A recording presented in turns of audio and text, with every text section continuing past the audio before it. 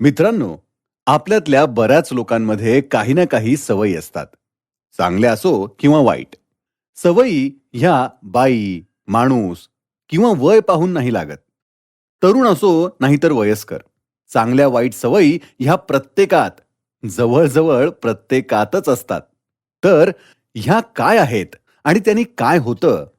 मुळात या सवयी लागतातच कशा? हे आपण जाणून घेणार आहोत आजच्या बुक समरीद्वारे.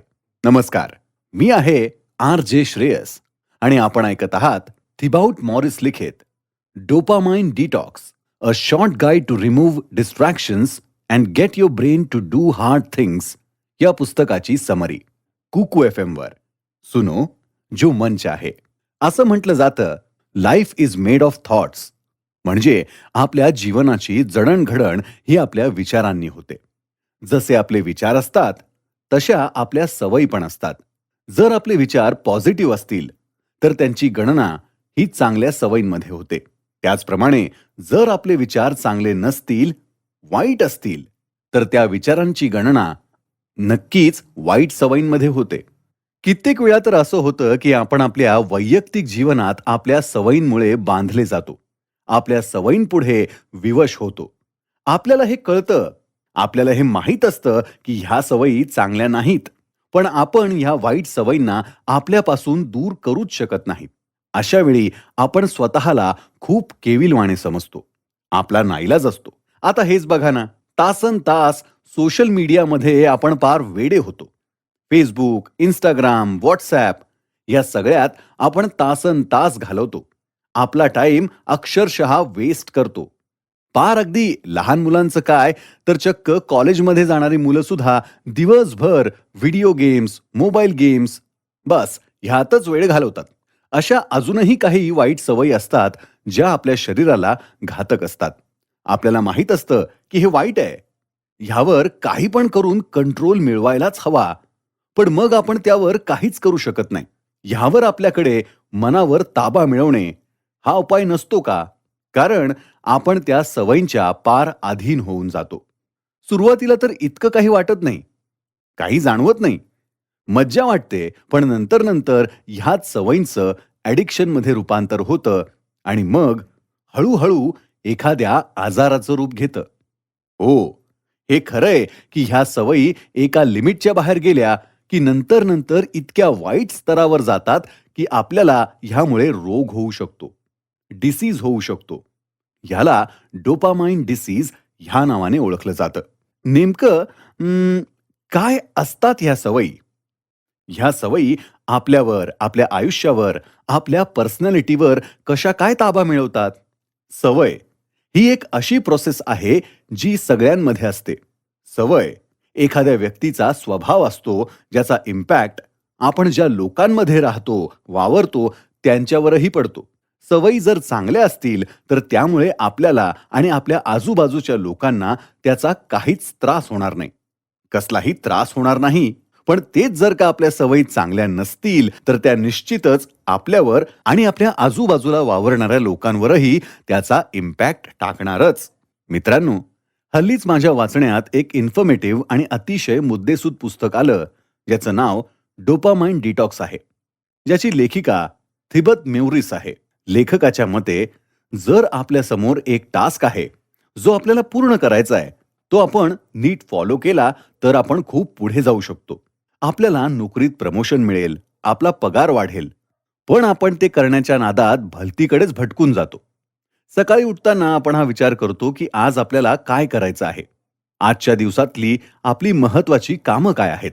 पुढचे विचार आपल्या मनात येतात न येतात तोच आपण आपल्या हातात मोबाईल घेतो आणि आधी ईमेल्स चेक करतो.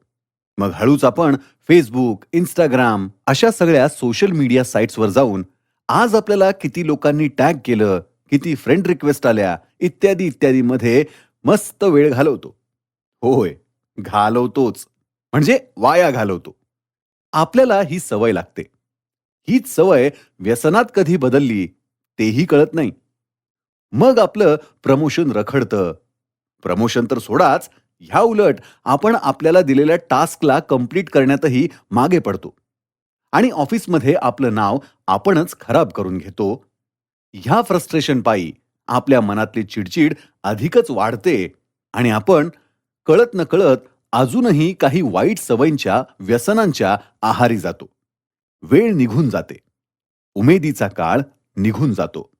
मग आपल्याला आपल्या चुका आठवतात. त्या सगळ्या चुका आता आपल्याकडे हिशोब मागतात आणि आपल्याकडे कसलंही उत्तर नसतं. शेवटी आपण वाईट सवयींमध्ये अजूनच स्वतःला झोकून टाकतो. पण मित्रांनो, खरं सांगू का? ह्या पुस्तकाचा सारांश जेव्हा तुम्ही ऐकाल ना, तेव्हा तुमच्याही मनात एक विचार येईल. एक ऊर्जा जागृत होईल. वाटेल की हो, ह्या सगळ्या व्यसनांच्या नादी लागणं जितकं सोपं होतं, कदाचित तितकंच सोपं ह्या सगळ्यातून बाहेर पडणं देखील आहे. बस काही साध्या सरळ गोष्टी अंगीकारल्या तर हे सहजच शक्य आहे. मग परत पुन्हा एकदा आपण आपलं आयुष्य मस्त हसत खेळत जगू शकतो आणि सगळे आपल्याला फिट अँड फाईन सक्सेसफुल म्हणतील आणि कोणी पाहिलं तर आपण त्यांच्या समोर समाजासमोर एक आदर्शही निर्माण करू. कोणी पाहिलंय? चला तर मग सुरुवात करूया आपल्या या प्रवासाला, ज्याचं नाव आहे डोपामाइन डिटॉक्स. पुढच्या भागात आपण जाणून घेऊया की डोपामाइन म्हणजे काय आणि ते डिटॉक्स कसं करायचं. मी आहे तुमचा सहपाठी मित्र आर जे श्रेयस आणि आपण ऐकत आहात कुकू FM.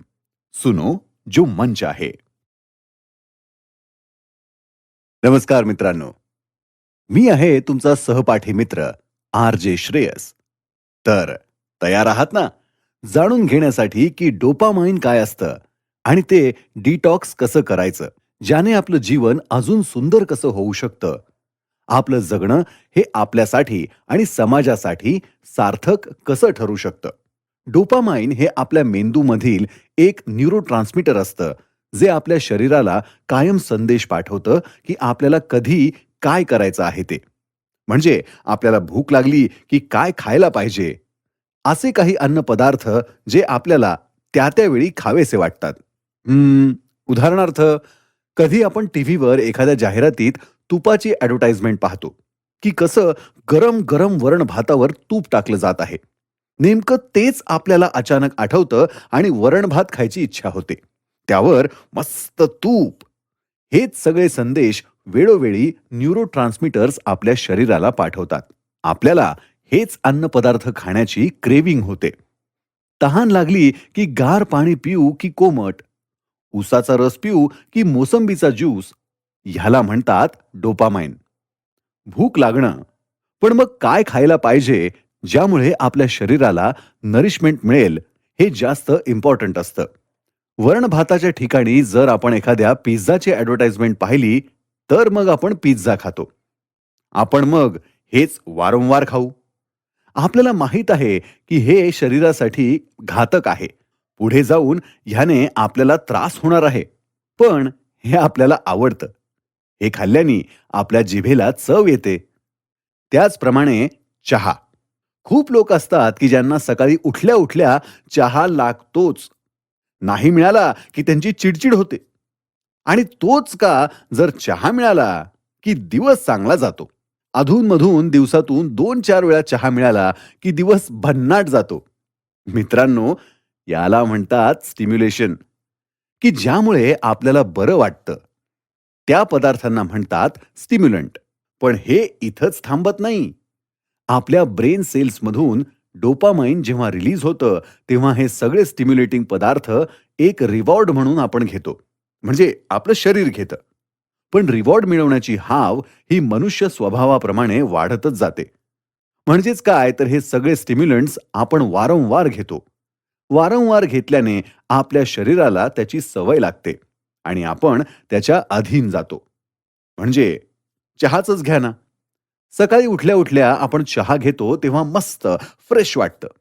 मग आपण काम करत असताना थोडा थकवा जाणवला की आपल्या मनात आपोआपच विचार येतो की अरे यार, आता मस्त कुठून तरी चहा मिळाला तर काय सॉलिड मजा येईल. मग आपण चहा पितो. हळूहळू आपल्याला ही सवय लागते. अजून पाहिजे, अजून पाहिजे. हीच सवय व्यसनात बदलते आणि मॉरल ऑफ द स्टोरी म्हणजे आपण ह्या व्यसनाच्या अधीन होतो, म्हणजे व्यसनाधीन होतो. अशातच लेखिका एक प्रश्न विचारतात. तो मी तुम्हाला विचारतो. आता तुम्ही तुमच्या आयुष्यात डोकावून बघा. मनात जरा वाकून बघा. तुम्हाला कसलं व्यसन आहे का? तुम्ही एखाद्या गोष्टीला घेऊन ॲडिक्टेड आहात का? तुम्हाला कसली क्रेव्हिंग होते का? एखादी गोष्ट त्या वेळेला मिळाली नाही, तर तुमची चिडचिड होते का? तुमच्या स्टिम्युलेशनचे मुख्य सोर्सेस काय आहेत? ह्या गोष्टी मिळाल्या की तुम्ही खूप खुश, आनंदित होता का? ह्या सगळ्या प्रश्नांची उत्तरं जर तुम्हाला हो अशी मिळत असतील, तर तुम्ही समजून घ्या की तुम्ही ॲडिक्टेड आहात. फक्त खाद्यपदार्थच स्टिम्युलंट्सचं काम करतात असं नाही. तर व्हिडिओ गेम्स खेळणे, Facebook, Instagramच्या माध्यमातून तासनतास त्यात स्वतःला गुरफटून ठेवणे, त्यात ॲक्टिव्ह होणे, त्याद्वारे स्वतःला अपग्रेड करत राहणे, पब्लिक अटेन्शन मिळवणे, प्रकाश झोतात राहणे, हेही स्टिम्युलेशनचे प्रकारच आहेत. जरी हे त्यांचं पैसे कमवायचं साधन नसलं, तरीही दिवसातला बराच वेळ ही मंडळी ह्यातच घालवतात. हे सगळं फावल्या वेळात टाईमपास म्हणून ठीक असतं, पण हातातलं काम सोडून ह्या गोष्टींमध्ये वेळ घालवला की काय होतं ह्याचं एक उदाहरण लेखक सोप्या पद्धतीने मांडतात. समजा तुम्हाला एक पुस्तक लिहायचं आहे. एक लेखक किंवा लेखिका व्हायची फार इच्छा आहे. तर त्यावर विचार करा. त्या पुस्तकातले टॉपिक्स, चॅप्टर्स कसे असतील ह्याचा विचार करा. शांत बसून, डोळे मिटून नेमकं हे पुस्तक लिहायला कुठून आणि कशी सुरुवात केली पाहिजे, हा विचार मनात आणा. त्यासाठी काही रिसर्च करा. Google आणि YouTube हे एक उत्तम साधन आहे. पण आता Google आणि YouTubeचा वापर हा आपल्या रिसर्चसाठी न करता आपण दुसरंच काहीतरी शोधू लागलो, पाहू लागलो, तर आपलं कॉन्सन्ट्रेशन निश्चितच भंग होईल. आपली विचार करण्याची पात्रता कमी होईल. दिवसेंदिवस अजूनच कमी होत जाईल. होऊ शकतं की आपलं मनही बदलेल आणि आपण लिखाण करणारच नाही. नाहीतर काही लिहायला जरी घेतलं तरी त्यात आपलं मन लागणार नाही. ह्यामुळे आपण मागे पडू. त्याचप्रमाणे एखाद्या प्रोजेक्टवर काम करण्याची जबाबदारी जी आपल्याला दिली गेलेली आहे, त्यातून पण आपण मागे पडू. जे आपलं लक्ष आहे, त्यापासून आपण दूर जातोय. का? कारण आपण ह्या स्टिम्युलंट्सच्या आहारी जातोय. डोपामाइनच्या आहारी जातोय. डोपामाइनचं हेच काम असतं, की ते आपल्याला स्टिम्युलंट्सच्या आहारी जाण्यास भाग पाडतात आणि आपल्या शरीरावर आणि आपल्या मानसिकतेवर ताबा, कंट्रोल मिळवतात. डोपामाइन आपल्या मानसिकतेला हायजॅक करतं असंही म्हणायला हरकत नाही. हे थोडंसं इंटरेस्टिंग आहे ना? अजूनही अशा अनेक इंटरेस्टिंग गोष्टी आपल्याला जाणून घ्यायच्या आहेत. त्यामुळे या पुस्तकाच्या सारांशाचा पुढचा भाग नक्की ऐका. मी आहे तुमचा सहपाठी मित्र RJ श्रेयस तुमच्याबरोबर फक्त कुकू FM वर. सुनो जो मन चाहे. नमस्कार मित्रांनो. डोपामाइन डिटॉक्स या पुस्तकाचा सारांश आपण ऐकत आहात. मी आहे आपला सहपाठी मित्र RJ श्रेयस. डोपामाइन अजून काही नाही तर एक तरफ आहे. ह्याचे अस्तित्व कधीपासून आहे ह्याचं उत्तर आहे मानवजातीच्या अस्तित्वापासून. डोपामाइन हे अजून काही नाही पण एक ट्रॅप आहे. एक असा ट्रॅप जो सुरू होतो एक टाइमपास आणि मजा-मस्तीने. पण मग नंतर त्याचं स्वरूप इतकं काही वाढत जातं की ते आपल्या कंट्रोलच्या बाहेर जातं. आपल्या आवाक्याच्या बाहेर जातं. शेवटी वेळ गेल्यावर मानसिक आणि शारीरिक आजार होऊन माणूस होत्याचा नव्हता होतो आणि पस्तावा केल्याशिवाय हातात काहीच राहत नाही. पार अगदी हताश होऊन कधी-कधी आत्महत्या करण्याचाही विचार येतो. पण ह्यावर मार्ग आहे. तर मित्रांनो, मागच्या भागात आपण पाहिलं की वाईट सवयी काय असतात. त्यात माणूस हळूहळू कसा अडकत जातो. आपण थोडक्यात हेही समजून घेतलं की डोपामाइन काय असतं. त्याचा आपल्या मानसिकतेवर आणि शरीरावर काय आणि कसा परिणाम होतो. पण हा प्रॉब्लेम नेमका काय असतो आणि टाइमपास म्हणून लागलेल्या वाईट सवयी पुढे जाऊन घातक कशा ठरू शकतात? आता तुम्ही विचाराल की कधीतरी व्हिडिओ गेम खेळल्याने Facebook आणि Instagram सारख्या सोशल मीडिया प्लॅटफॉर्मवर काही व्हिडिओज पाहिले, काही रील्स पाहिल्या तर इतकं काय झालं? कधीतरी मित्रांबरोबर कट्ट्यावर बसून सिगारेट ओढली, मित्रांच्या घरची मंडळी गावाला गेली आहेत म्हणून मग एकदा पॉर्न व्हिडिओ पाहिला तर त्यात इतकं काय झालं? कधीतरी ऑफिस सुटल्यावर काही मित्रांसोबत एक पेग विस्कीचा मारला, तर इतकं कोणतं आभाळ कोसळलं? तर काय? आता हाच तर खरा ट्रॅप आहे. ह्या सगळ्या गोष्टी त्यावेळी तुम्हाला टाईमपास म्हणून वाटतात तर खऱ्या, पण त्यावेळी तुम्हाला हे कळत नाही, की हे तुमच्यासाठी कळत-नकळत स्टिम्युलंटचं काम करतंय. जी मंडळी खरंच एकदाच हे सगळं करून बाहेर येते आणि मनावर ताबा मिळवते, ते खरोखरच रिअल लाईफ हिरोपेक्षा कमी नाहीत. पण जे हळू-हळू करत ह्यात वाहून जातात, ते या सगळ्या स्टिम्युलंट्सच्या आहारी जातात. आता हा ट्रॅप कसं काय बुवा? तर जेव्हाही आपण हे घेतो, उदाहरणार्थ ड्रग्ज. एकदा एका मुलाने 1 ग्रॅम ड्रग्ज घेतली. ते घेताना त्याला थोडा त्रास झाला. जोरात खोकला आला, शिंका आल्या, पार नाकातोंडातून, डोळ्यातून पाणी आलं. पण मग थोड्याच वेळात त्याला खूप मस्त वाटलं. बरं वाटलं. एकदम 7वे आसमान पे. काही वेळाने तो शुद्धीत आला आणि डोकं थोडं जड व्हायला लागलं. खूप भूक लागली, खूप तहान लागली. तर ह्या सगळ्या गोष्टी दुय्यम मानून तो मुलगा मनात हे तर ठरवेल, की "बस बाबा, जन्नत की सैर बहुत हो गई, आता पुरे." पण मग मनात कुठेतरी ड्रग्ज घेतल्यावर कसा आनंद मिळाला होता, हा अनुभव मनात राहील. तोच अनुभव त्याची मानसिकता बनून जाईल आणि दुसऱ्या दिवशी त्याच वेळेला त्याला ड्रग्जची आठवण येईल. एकदा परत घेऊन पाहू, काय होतं त्यात? काही नाही होत. असा विचार करून तो मुलगा अधून-मधून मग रोज ड्रग्ज घेत जाईल. कालांतराने त्याचं शरीर आणि मन हे 2 ग्रॅम ड्रग्जला असं काही डायजेस्ट करेल, जसं काही झालंच नाही. मग त्याच मुलाला 2 ग्रॅम पण कमी पडतील आणि तो दिवसातून 2 वेळा ड्रग्ज घेईल.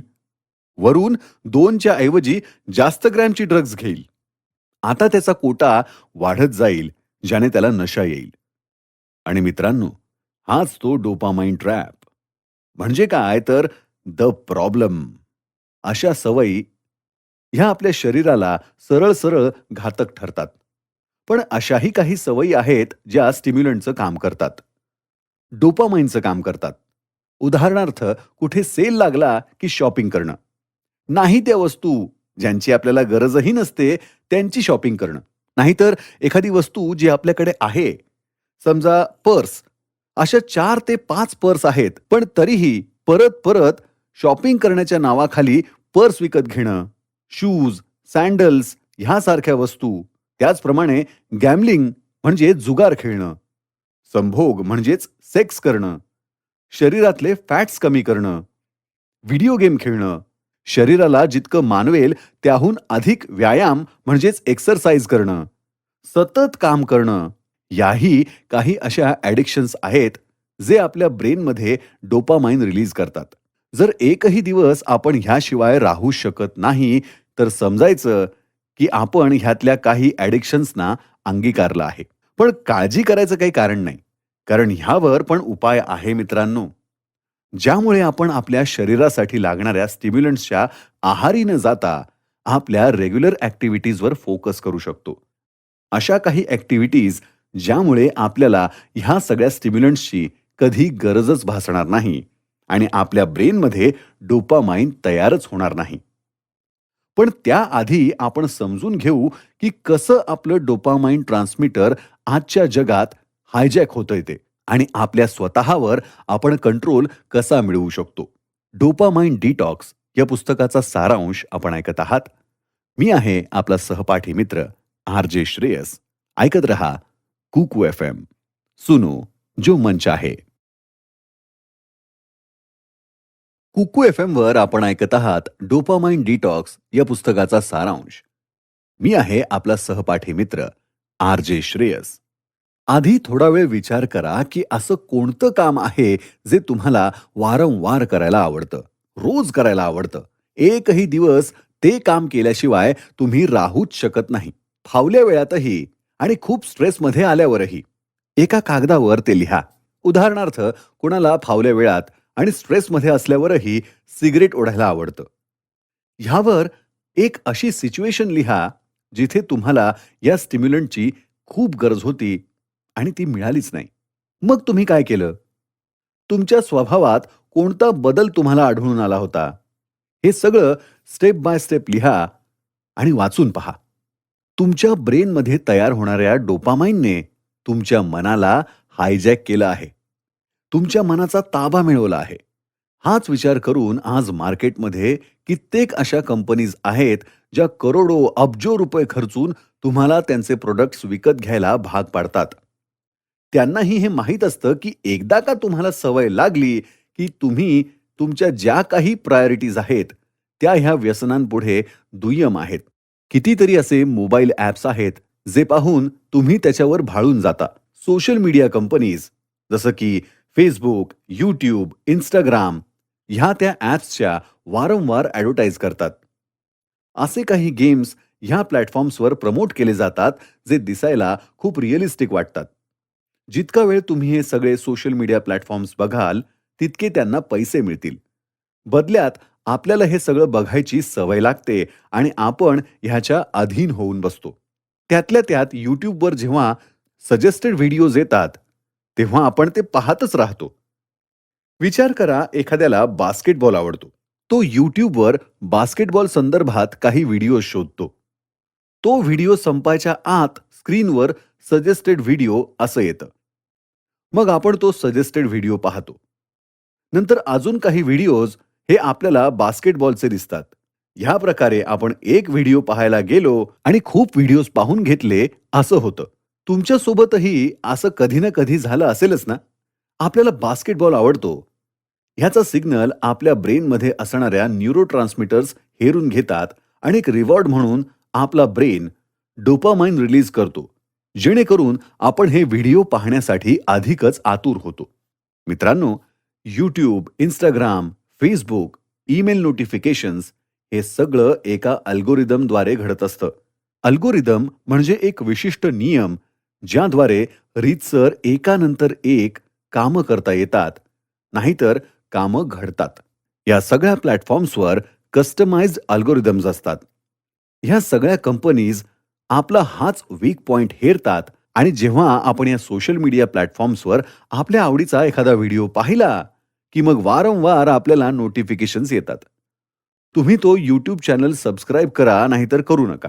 जेव्हा तुम्ही YouTube इंटरफेस स्क्रोल कराल, तुम्हाला नक्कीच अजून काही व्हिडिओज जे बास्केटबॉलशी रिलेटेड असतील ते दिसणारच. आणि हा आपला आवडता विषय आहे. खेळ म्हणून तो पाहण्यात आपण तासनतास घालवतो. ह्या अल्गोरिदमद्वारे ह्या कंपनीज आपल्या ब्रेनला हायजॅक करून ह्या व्हिडिओजमध्ये असलेले काही दृश्य, ह्या व्हिडिओजचे थंबनेल्स असे काही असतात की हे पाहण्यासाठी आपला ब्रेन डोपामाइन रिलीज करतो आणि आपण ह्या आमिषाच्या आहारी पडतो. लेखिका यांच्या मते Amazon.com ही जी शॉपिंग वेबसाईट आहे, ती ह्या सगळ्यांपेक्षा थोडी वेगळी आहे.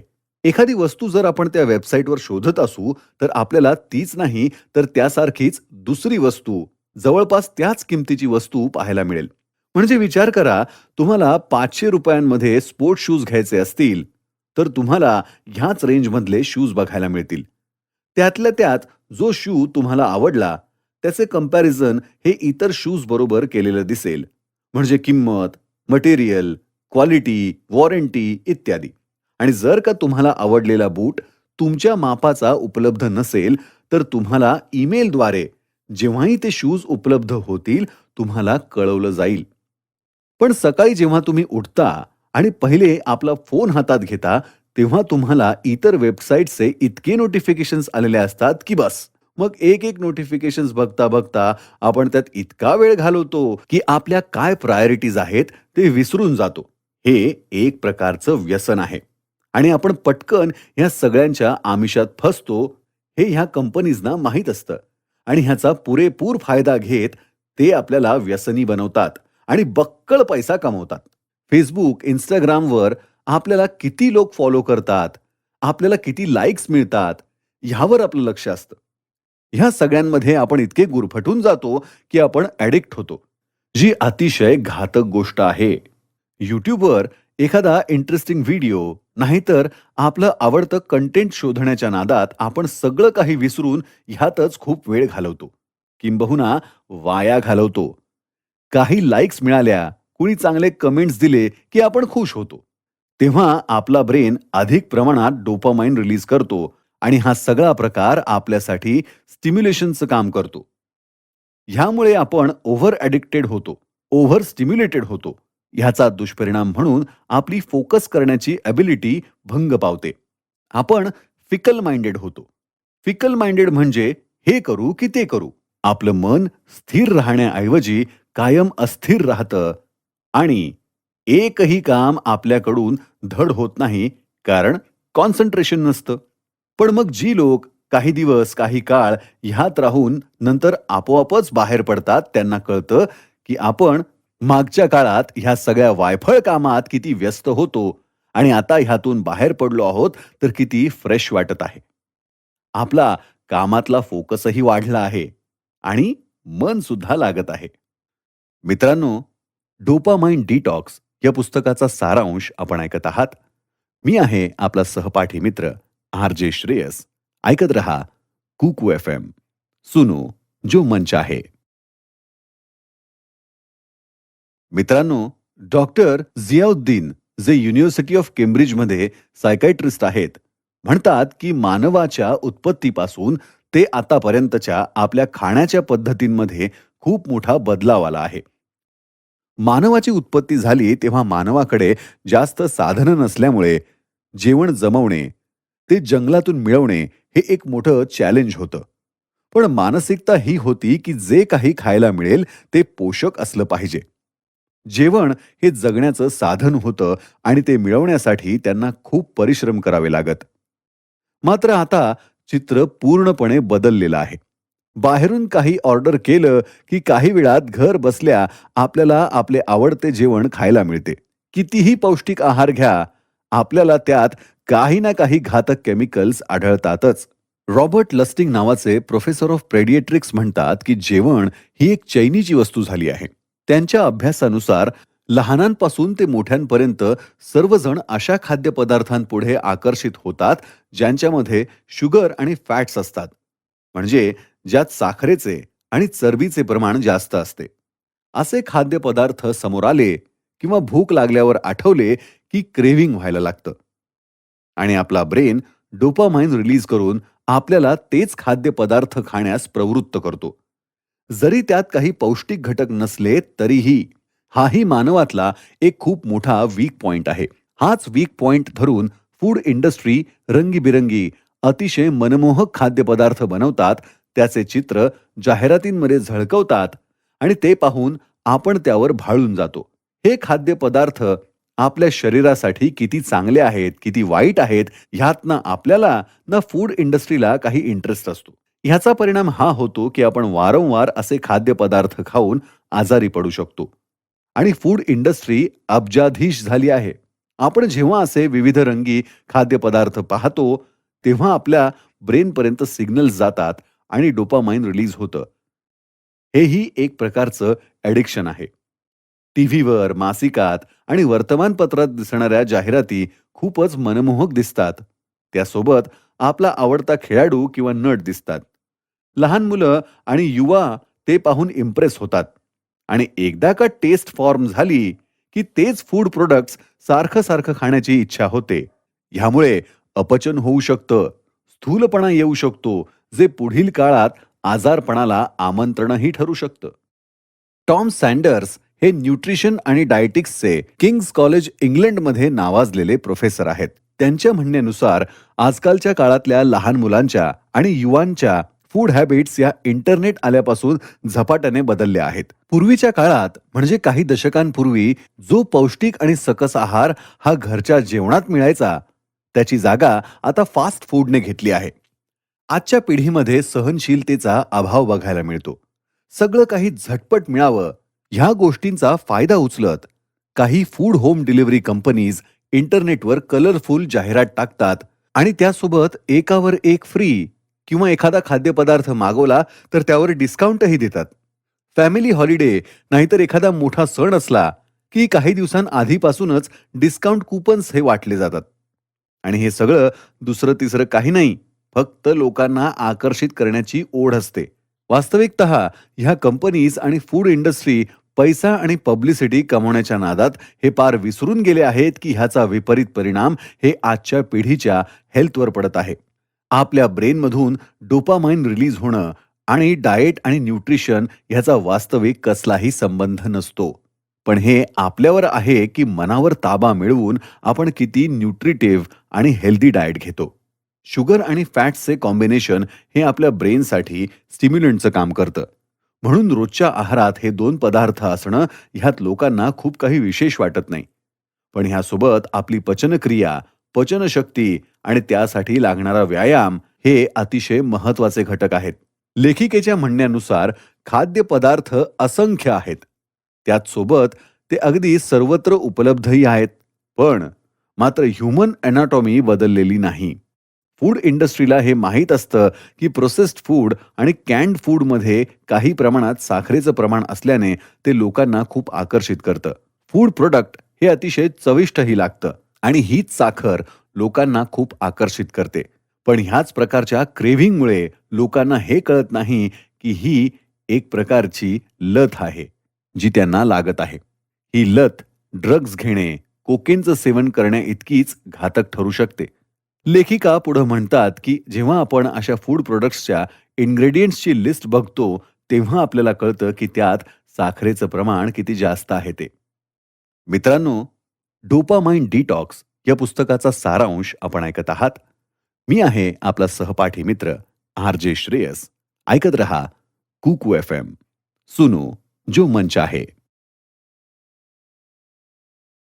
लेखिकेच्या मते जर आपण हे समजून घेतलं की आपल्याला कोणत्या प्रकारचा आहार हेल्दी आणि न्यूट्रिशियस आहे, तर निश्चितच आपण हेल्दी लाईफ जगू शकतो. शिवाय जीवनात आपलं लक्ष्य काय आहे त्यावर अजून अधिक चांगल्या पद्धतीने फोकस करता येईल. कारण ब्रेन आपली कॉन्सन्ट्रेशन ॲबिलिटी अजून वाढवेल. पण आपल्याला सर्वप्रथम आपल्या ब्रेनमध्ये फॉर्म होणाऱ्या डोपामाइनवर ताबा मिळवावा लागेल. हे स्वीकारावं लागेल की आपलं भावी आयुष्य हे आपल्या गोल्स आणि त्यासाठी लागणाऱ्या परिश्रमांवर अवलंबून आहे. आणि कसल्याही स्टिम्युलेशनच्या आहारी जाऊन, कसल्याही ॲडिक्शनच्या आहारी जाऊन आपण आपला फोकस आणि कॉन्सन्ट्रेशन याबरोबर तडजोड करूच शकत नाही. जितकं आपण प्रोडक्टिव्ह ॲक्टिव्हिटीजमध्ये इन्व्हॉल्व राहू, तितकं सुंदर आयुष्य आपण निश्चितच जगू. मित्रांनो, एक गंमत सांगू? मजेशीर आहे. स्टीव्ह जॉब्स माहिती आहेत ना? ॲपलचे मालक आणि जगातले एक अतिशय श्रीमंत आणि पॉवरफुल व्यक्ती. त्यांच्या दोन्हीही मुलांकडे फोन नाहीत. दोन्ही मुलांकडे साधे फोनही नाहीत. जी व्यक्ती जगभर सगळ्यात महागडे फोन्स विकते, त्यांनी त्यांच्या मुलांच्या हातात अजिबात फोन पडू दिलेले नाहीत. हे मी नाही सांगत, लेखिका सांगतायत. हे या पुस्तकात लिहिलेलं आहे. ॲपल कंपनीचे मालक म्हणतात की सध्या जे ॲप्स डेव्हलप केले गेले आहेत, त्यामुळे एक लक्षात येतं की मुलं आणि युवा पिढी त्यात स्वतःला पार झोकून देत आहे. ह्या ॲप्स गेमिंग ॲप्स असतील, नाहीतर अजून कोणत्या. पण खास करून ज्या गेमिंग ॲप्स असतात, त्या खूपच रोचक असतात, रंजक असतात. त्याचे व्हिडिओ ग्राफिक्स, व्हिडिओ इंटरफेस खूप इंटरेस्टिंग आणि कलरफुल असतात. यंग जनरेशन अगदी सहज ह्या सगळ्यांमध्ये अट्रॅक्ट होते. काही वेळ खेळलं की त्यांना लगेच कळतं की हे गेम्स कसे ऑपरेट करायचे आहेत ते. ह्या सगळ्या गेम्सचं एक वैशिष्ट्य असतं की ते एका टाइम लिमिटमध्येच खेळायचे असतात, नाहीतर तुम्ही त्यात हरणार. म्हणजे आता बघा की एक टाइम स्पॅन ह्यात जरुरी आहे. म्हणजेच काय, जर तुम्हाला जिंकायचं असेल तर फास्ट खेळावं लागेल. ह्यामुळे होतं असं की जो ही व्यक्ती ह्या टाइप्सचे गेम खेळतात, त्यांचे पेशन्स कमी होतात. काही गेम्स असतात जे वॉर नाहीतर फाईट्सवरती असतात, जे ऑनलाईनही खेळता येतात. ज्याने हमखास व्यक्ती हिंसक स्वभावाचा होतो. वारंवार खेळल्याने ब्रेन सेल्स ह्यासाठी स्टिम्युलंट्सचं काम करतात आणि कालांतराने आपला ब्रेन लवकर टाकतो. ह्यामुळे माणसाची विचार करण्याची क्षमता कमी होते. मेंटल स्टॅमिना कमी होतो. रोजच्या दिनचर्यांवरही कॉन्सन्ट्रेशन कमी होतं. चिडचिड वाढते. सतत व्हर्च्युअल वर्ल्डमध्ये राहिल्याने त्याची वास्तविक जीवनाच्या पद्धतींवर विचार करण्याची क्षमता खूप कमी होते. वास्तविक जीवनात काही अडचणी आल्या की त्यावर मार्ग किंवा तोडगा काढण्याऐवजी तो हताश होतो. का? कारण रिअल वर्ल्डमध्ये गेम्स चालत नाहीत. हताश होणं, वारंवार मागे पडणं, ह्यामुळे बऱ्याच वेळा आत्महत्या करण्याचाही विचार येतो. कितीतरी तरुण मुलं-मुली हे Facebook आणि Instagram पाहतात, तेव्हा त्यांना कोणीतरी टॅग केलं, फॉलो केलं, कुणी लाईक केलं आणि कोणी चांगले कमेंट्स केले, की ते खुश. अगदी खूपच खुश असतात. पण मित्रांनो, नाण्याच्या 2 बाजू असतात. ते एकच बाजू पाहतात, जी बाजू त्यांना पाहायला आवडते. हे सोशल मीडियाचं जग एक वेगळंच जग आहे. मानलं की ह्याची एक ब्राईट साइड आहे, पण एक डार्क साइड सुद्धा आहे. ब्राईट साइड म्हणजे आपण बाबा खूप पॉझिटिव्ह थिंकिंग करतो आणि म्हणून लोक आपल्याला अप्रिशिएट करतात, असं काहीच नाही. आपण लोकांना खूप ज्ञान वाटतो म्हणून लोक आपल्याला फॉलो करतात, असं काहीही नाहीये. खरं तर जे त्यांना फॉलो करतात, तेही सगळेच एकाच माळेतले मणी असतात. आता YouTubeच बघा ना. तासनतास काही लोक मोटिव्हेशनल व्हिडिओज बघतात आणि आम्ही खूप मोटिव्हेट झालेले आहोत असं दाखवतात. पण फॅक्ट्स खूप वेगळे असतात. मोटिव्हेशनल व्हिडिओज बनवणारे हे खरंच आपल्याला मोटिव्हेट करण्यासाठी हे व्हिडिओज बनवतात का? ह्याचा जरा विचार करा. नाही. अजिबात नाही. हे सगळं फक्त पैसा कमवण्याचं साधन मात्र आहे. काही-काही गोष्टी असतात मोटिव्हेशनल, मानलं. पण त्यात आपलं हातातलं काम सोडून हे व्हिडिओ बघत बसणं, हे आपल्या आयुष्याला किती न्याय देणारं आहे? तुम्हीच विचार करा ना. आपल्या लाईफची सिच्युएशन काय? मोटिव्हेशनल व्हिडिओज बनवणाऱ्या व्यक्तीची लाईफ सिच्युएशन काय? माणसाच्या आयुष्यात सोशल मीडिया आणि व्हर्चुअल मीडियामुळे येणारे बदलाव हे अतिशय ड्रास्टिक आहेत. एक विरंगुळा म्हणून हे सगळं ठीक आहे. फावल्या वेळात टाईमपास म्हणून ठीक आहे. पण हा सगळा आपल्या जीवनाचा एक महत्त्वाचा भाग म्हणून घेणं, हे अजिबात ठीक नाही. मित्रांनो, मी आत्ता बोललो ना, ब्राईट साइड आणि डार्क साइड. तर आता ऐका. घर बसल्या किंवा बसल्या-बसल्या पैसे कमवायचे आहेत, hard work, team work avoid करायचं आहे, तर आपण यूट्यूबर बनू, असा विचार बरेच लोक करतात. खास करून तरुण पिढी. पण एक सक्सेसफुल यूट्यूबर बनण्यासाठी किती कष्ट, अभ्यास, पेशन्स आणि संयम लागतो, ते व्हिडिओज पाहून येत नाही. शॉर्टकट मारणारी युवा पिढी व्हिडिओज पाहून इन्स्पायर होते आणि एक सक्सेसफुल यूट्यूबर बनण्याचे आणि अफाट पैसा मिळवण्याचे स्वप्न पाहते. मात्र तो अफाट पैसा मिळवण्यापर्यंतचा प्रवास आणि त्यासाठी लागणारी मेहनत हे सगळेच नजरअंदाज करतात. आणि मग यूट्यूबर बनण्याच्या नादात जेव्हा एखादा फेल होतो, तेव्हा ह्या सगळ्या व्हर्चुअल वर्ल्ड आणि सोशल मीडियाची चीड येते आणि त्यासोबत हताश होण्याशिवाय कोणताच मार्ग उरत नाही. जेव्हा मागे वळून पाहतो तेव्हा कळतं की रिअल वर्ल्ड तर काहीच्या काही पुढं निघून गेलंय आणि आपण जिथे होतो तिथेच आहोत. मग मित्रांनो, डिप्रेशन, लोनलीनेस, एकटेपणा, आपल्याला सगळे अव्हॉइड करतायत, सगळे आपल्याला इग्नोर करतायत, तेव्हा आपला ब्रेन ब्लँक होतो. कोणताही डोपामाइन आपल्याला स्टिम्युलेट करत नाही आणि हताश होऊन माणूस आत्महत्येचा विचार करतो. पण आपण ह्या उलट आपल्या कामावर म्हणजे दैनंदिन कामांवर लक्ष दिलं, आपला लाँग टर्म गोल काय आहे ह्यावर लक्ष दिलं, तर आपण ह्यातून बाहेर येऊ शकतो. लाँग टर्म गोल जर आपल्याला आपल्या पर्सनल आणि प्रोफेशनल लाईफमध्ये मिळवायचे असतील, तर आपण शांत चित्ताने आपल्या ब्रेनला रिवायर करणं आवश्यक आहे. आपले वैयक्तिक आणि सामाजिक नाही, तर व्यावहारिक जीवनही किती महत्वाचं आहे, हे समजून घ्यायला पाहिजे. ज्याला आपण हायली स्टिम्युलेटिंग ॲक्टिव्हिटीज म्हणतो, त्यापासून आपल्याला लांब राहायला हवं. ह्यासाठी आपल्यात खूप पेशन्स हवेत आणि त्यासोबत फोकस. एक उदाहरण म्हणून आपण Amazon कंपनीकडे पाहू शकतो. Amazon ही जगातली 3री सगळ्यात मोठी कंपनी म्हणून ओळखली जाते. 1994 मध्ये ही कंपनी स्थापन झाली. पण त्यांना अपेक्षित असलेला लाभ मिळवण्यासाठी 2003 पर्यंत वाट पाहावी लागली. त्या वर्षी त्यांना $35 मिलियन चा फायदा झाला. बस 1 वर्ष आधी त्यांना $149 मिलियन नेट लॉसही झाला होता. जर या कंपनीचे फाउंडर जेफ बेझोस यांनी विचार केला असता तर त्यांना प्रॉफिट झालं असतं. परंतु त्यांनी जी ही रक्कम ह्या व्यवसायात कमावली ती त्यांनी पुन्हा रिइन्व्हेस्ट केली आणि प्रॉफिट न घेता कॅपिटल इन्व्हेस्टमेंट वाढवली. मनात ही आशा होती की ह्यामुळे त्यांच्या कंपनीचे फाउंडेशन अजून स्ट्रॉंग होईल आणि पुढली कित्येक दशकं ही कंपनी लोकांच्या सेवेत कार्यरत राहील. ह्यावरून आपल्याला हे कळून येतं की आपण आपले फाउंडेशन स्ट्रॉंग करायला पाहिजे आणि दूरचा विचार करून पुढची वाटचाल करायला पाहिजे. आपण ऐकत आहात डोपामाइन डिटॉक्स या पुस्तकाचा सारांश. आतापर्यंतची चर्चा आपल्याला कशी वाटली आम्हाला इथे कमेंट बॉक्समध्ये जरूर कळवा. आम्ही आपल्या अभिप्रायांची वाट पाहत आहोत. मी आहे आपला सहपाठी मित्र RJ श्रेयस. ऐकत रहा कुकू FM. सुनो जो मन चाहे. जेव्हा आपण स्टिम्युलेशनच्या आहारी जातो तेव्हा आपल्याला ते मजेशीर वाटतं. एक सुखद अनुभव मिळतो. पण वारंवार आपण जेव्हा स्टिम्युलेशन्सच्या आहारी जातो तेव्हा आपल्याला स्टिम्युलेशन किंवा स्टिम्युलंट्सची जास्त गरज भासते. समजा आपण सकाळी उठल्यावर आपला फोन नाही तर टॅबलेट बघतो तेव्हा हा विचार येतो की काही वेळ फोन पाहू आणि मग आपल्या कामाला सुरुवात करू. आधी काही दिवस आपण तसं पथ्य पाळतो, पण नंतर काही कालांतराने आपण आळस करतो आणि जास्त वेळ त्यात घालवतो.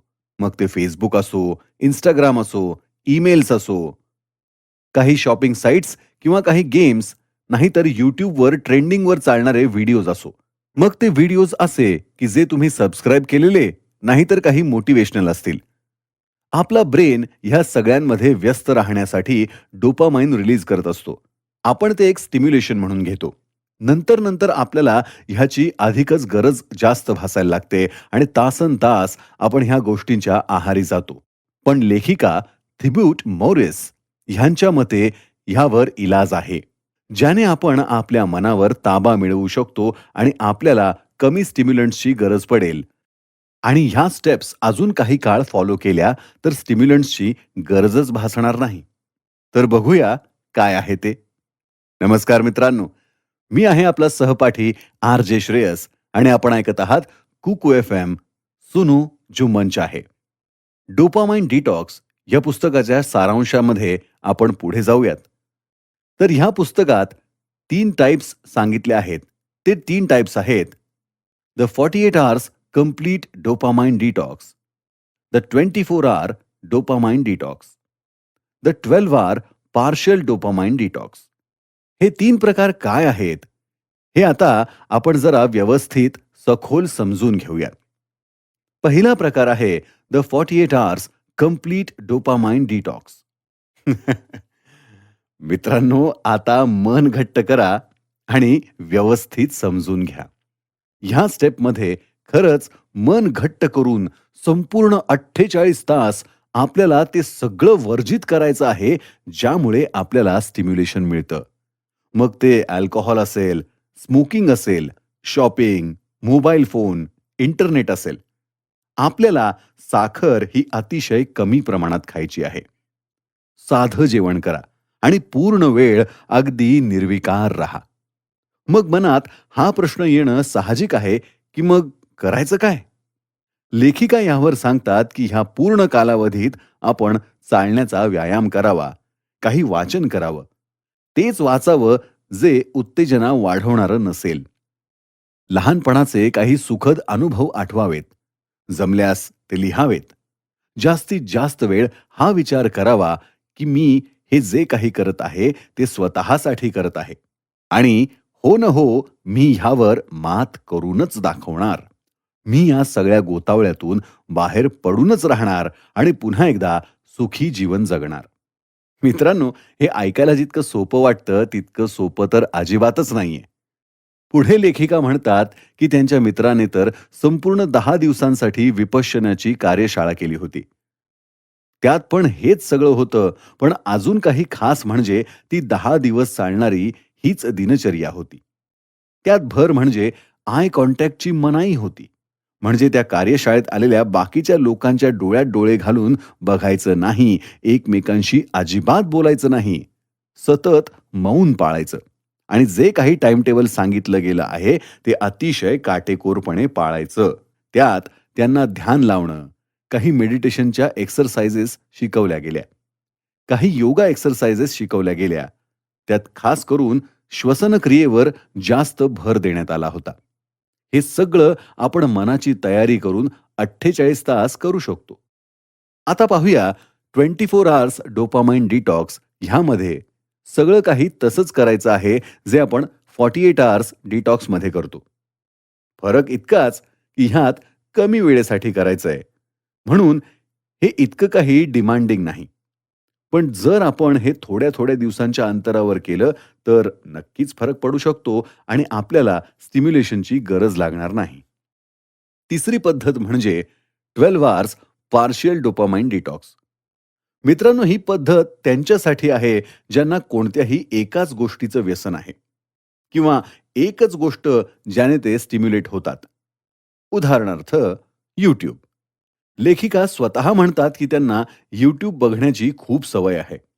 आता ह्या डिटॉक्समध्ये लेखिका म्हणतात की कमीत कमी 12 तास अजिबात फोन बघायचा नाही. खास करून YouTube. त्याऐवजी कामात मन लावावं आणि खूपच इच्छा झाली YouTube पाहण्याची, खूपच जीव कासावीस झाला, तर मनावर ताबा मिळवण्यासाठी योगा, मेडिटेशन किंवा चालायला जावं. जेणेकरून दुसऱ्या ठिकाणी मन लागेल किंवा मन शांत करणारं म्युझिक ऐकावं. 12 तास झाले की लगेच YouTubeच्या आहारी न जाता अजून किती वेळ आपण स्वतःवर कंट्रोल करू शकतो ह्याचा विचार करावा. ही प्रॅक्टिस वारंवार करावी. ह्या सगळ्या पद्धती आधी तर अंगीकारायला वेळ लागेल, पण त्या सातत्याने फॉलोही कराव्या लागतील. हे सगळं एकदा दोनदा केल्याने होणार नाहीये. पण ह्या उलट आपण ह्या स्टिम्युलंट्सच्या जास्ती नादी लागू. आपला ब्रेन अधिक प्रमाणात डोपामाइन रिलीज करेल आणि आपण अधिकच या स्टिम्युलंट्सच्या आहारी जाऊ. मित्रांनो, एक बोलू? आजच्या भागात एक गोष्ट प्रखरतेने लक्षात आली की मनाचा ताबा म्हणजे सेल्फ कंट्रोल किती इम्पॉर्टंट आहे ते. खास करून आजच्या जगात जेव्हा सगळं काही तुम्हाला हातात आहे. बस ह्या सगळ्यातून बाहेर येण्यासाठी कोणता डॉक्टर किंवा कसलं औषध नाहीये. बस मनाची तयारी खूप गरजेची आहे. तर मित्रांनो, सध्या आता इथेच थांबू. पण पुढच्या भागात ह्याच विषयावर अजून काही इंटरेस्टिंग गोष्टी समजून घेऊयात.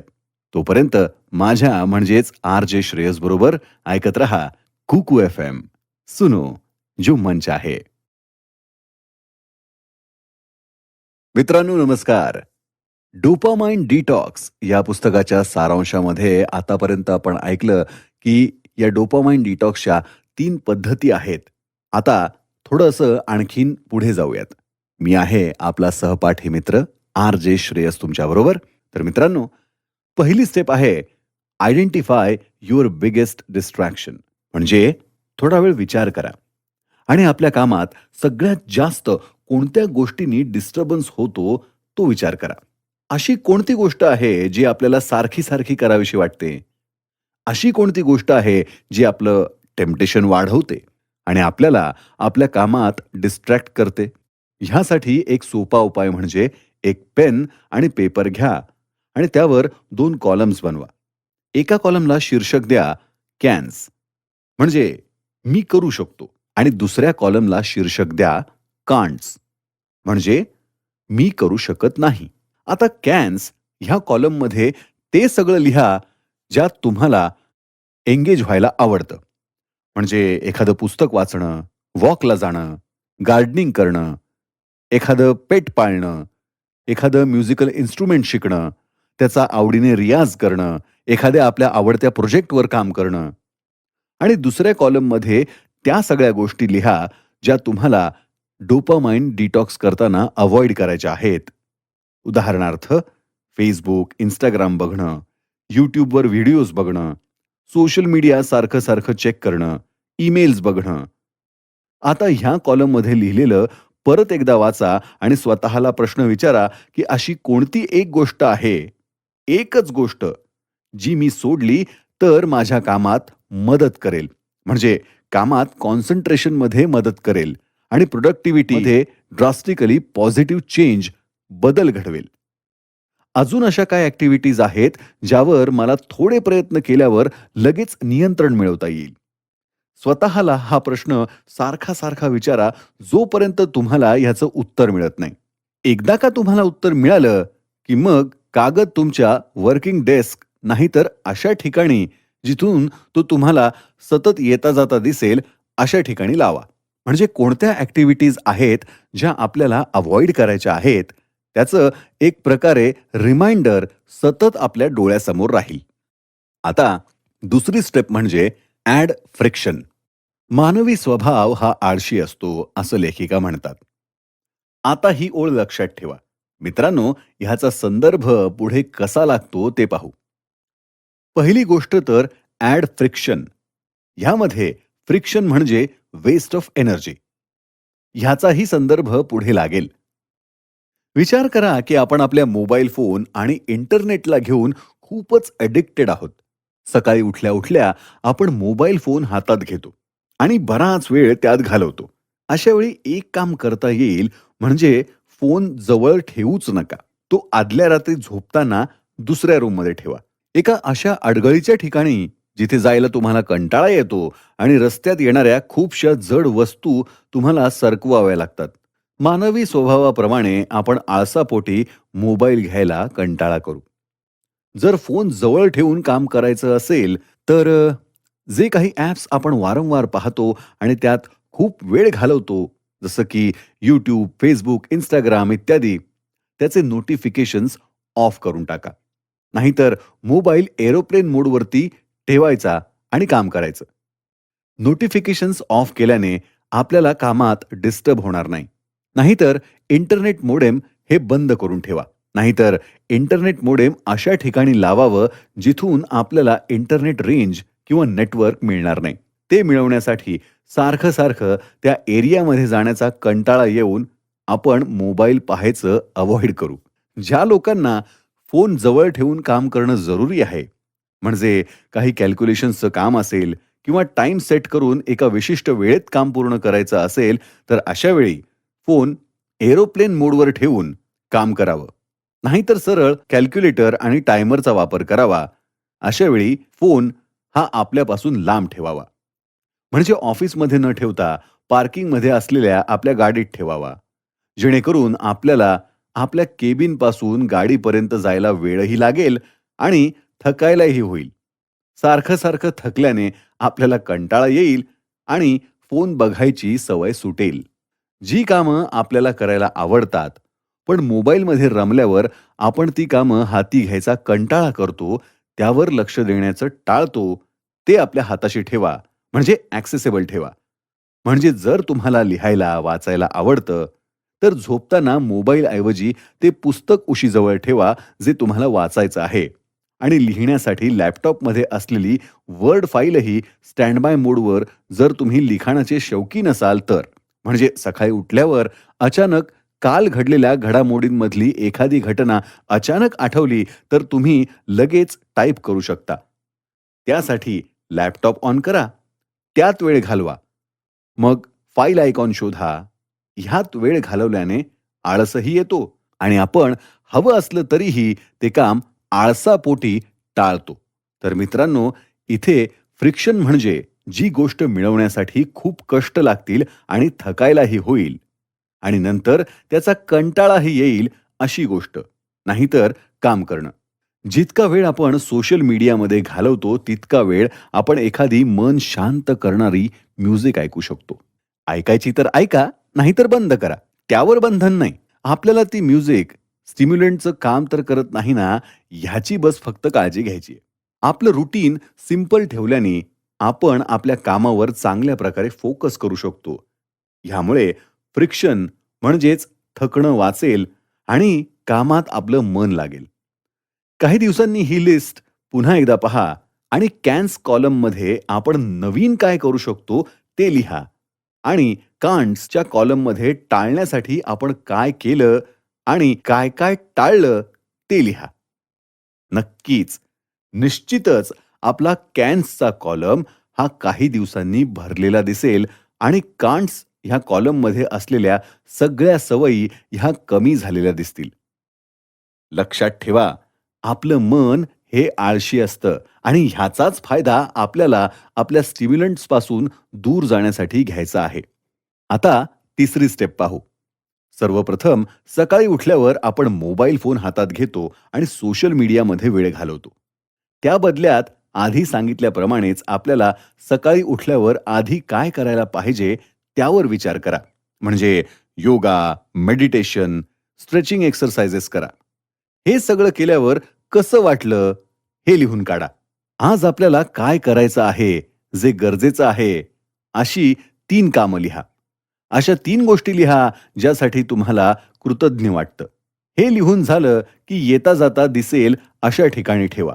आता हा एक दिवस ठरवून अशा सगळ्या गोष्टींपासून लांब राहा ज्याने तुम्हाला स्टिम्युलेशन मिळतं.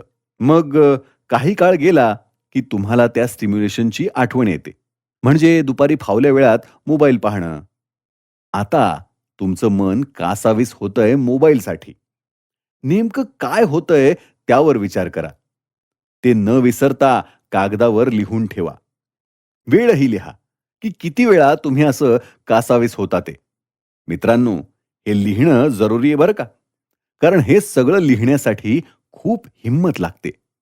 शिवाय वेळेसकट लिहिलं, की दुसऱ्या दिवशी त्याच वेळेला आपल्याला त्या स्टिम्युलंट्सची गरज भासतेच का, हेही कळून येतं. ह्यावर जास्तच भर द्यायचा झाला तर 48 अवर्स कंप्लीट डिटॉक्स करून पाहावं. त्या काळात साधं जेवण करावं, ज्यात साखरेचं प्रमाण कमी असेल. मोबाईल, व्हिडिओ गेम्स, टीव्ही ह्या सगळ्यांपासून लांब राहावं. जेव्हा या सगळ्या गोष्टींची खूप आठवण येते तेव्हा मेडिटेशन, योगा करावा. एखादं सूदिंग म्युझिक ऐकावं. वॉकला जाणं, गार्डनिंग करणं हेही एक उत्तम ऑप्शन आहेच. ह्या व्यतिरिक्त आपल्यासोबत घडलेल्या काही मजेदार नाहीतर सुखद, आनंद देणाऱ्या घटनांची आठवण करावी. मग ती लहानपणाची असो किंवा अगदी आत्ताच्या काळातली. जर असं वाटत असेल की मी ह्या स्टिम्युलेशनच्या बाहेर येऊ शकतो, आपल्या मनाची तयारी झाली आहे, तर हमखास आपण 24 अवर्स डोपामाइन डिटॉक्स करू शकतो. मित्रांनो, हे एक व्यसन आहे. अजून काही नाही. व्यसन हे डॉक्टरांच्या सल्ल्यानी आणि औषध गोळ्यांनी नाही सुटत. ते सुटतं आपल्या सेल्फ कंट्रोलनी, आपल्या मानसिकतेनी. मन खंबीर असेल तर आपण कोणत्याही व्यसनावर, जगातल्या कुठल्याही स्टिम्युलंटवर मात करू शकतो.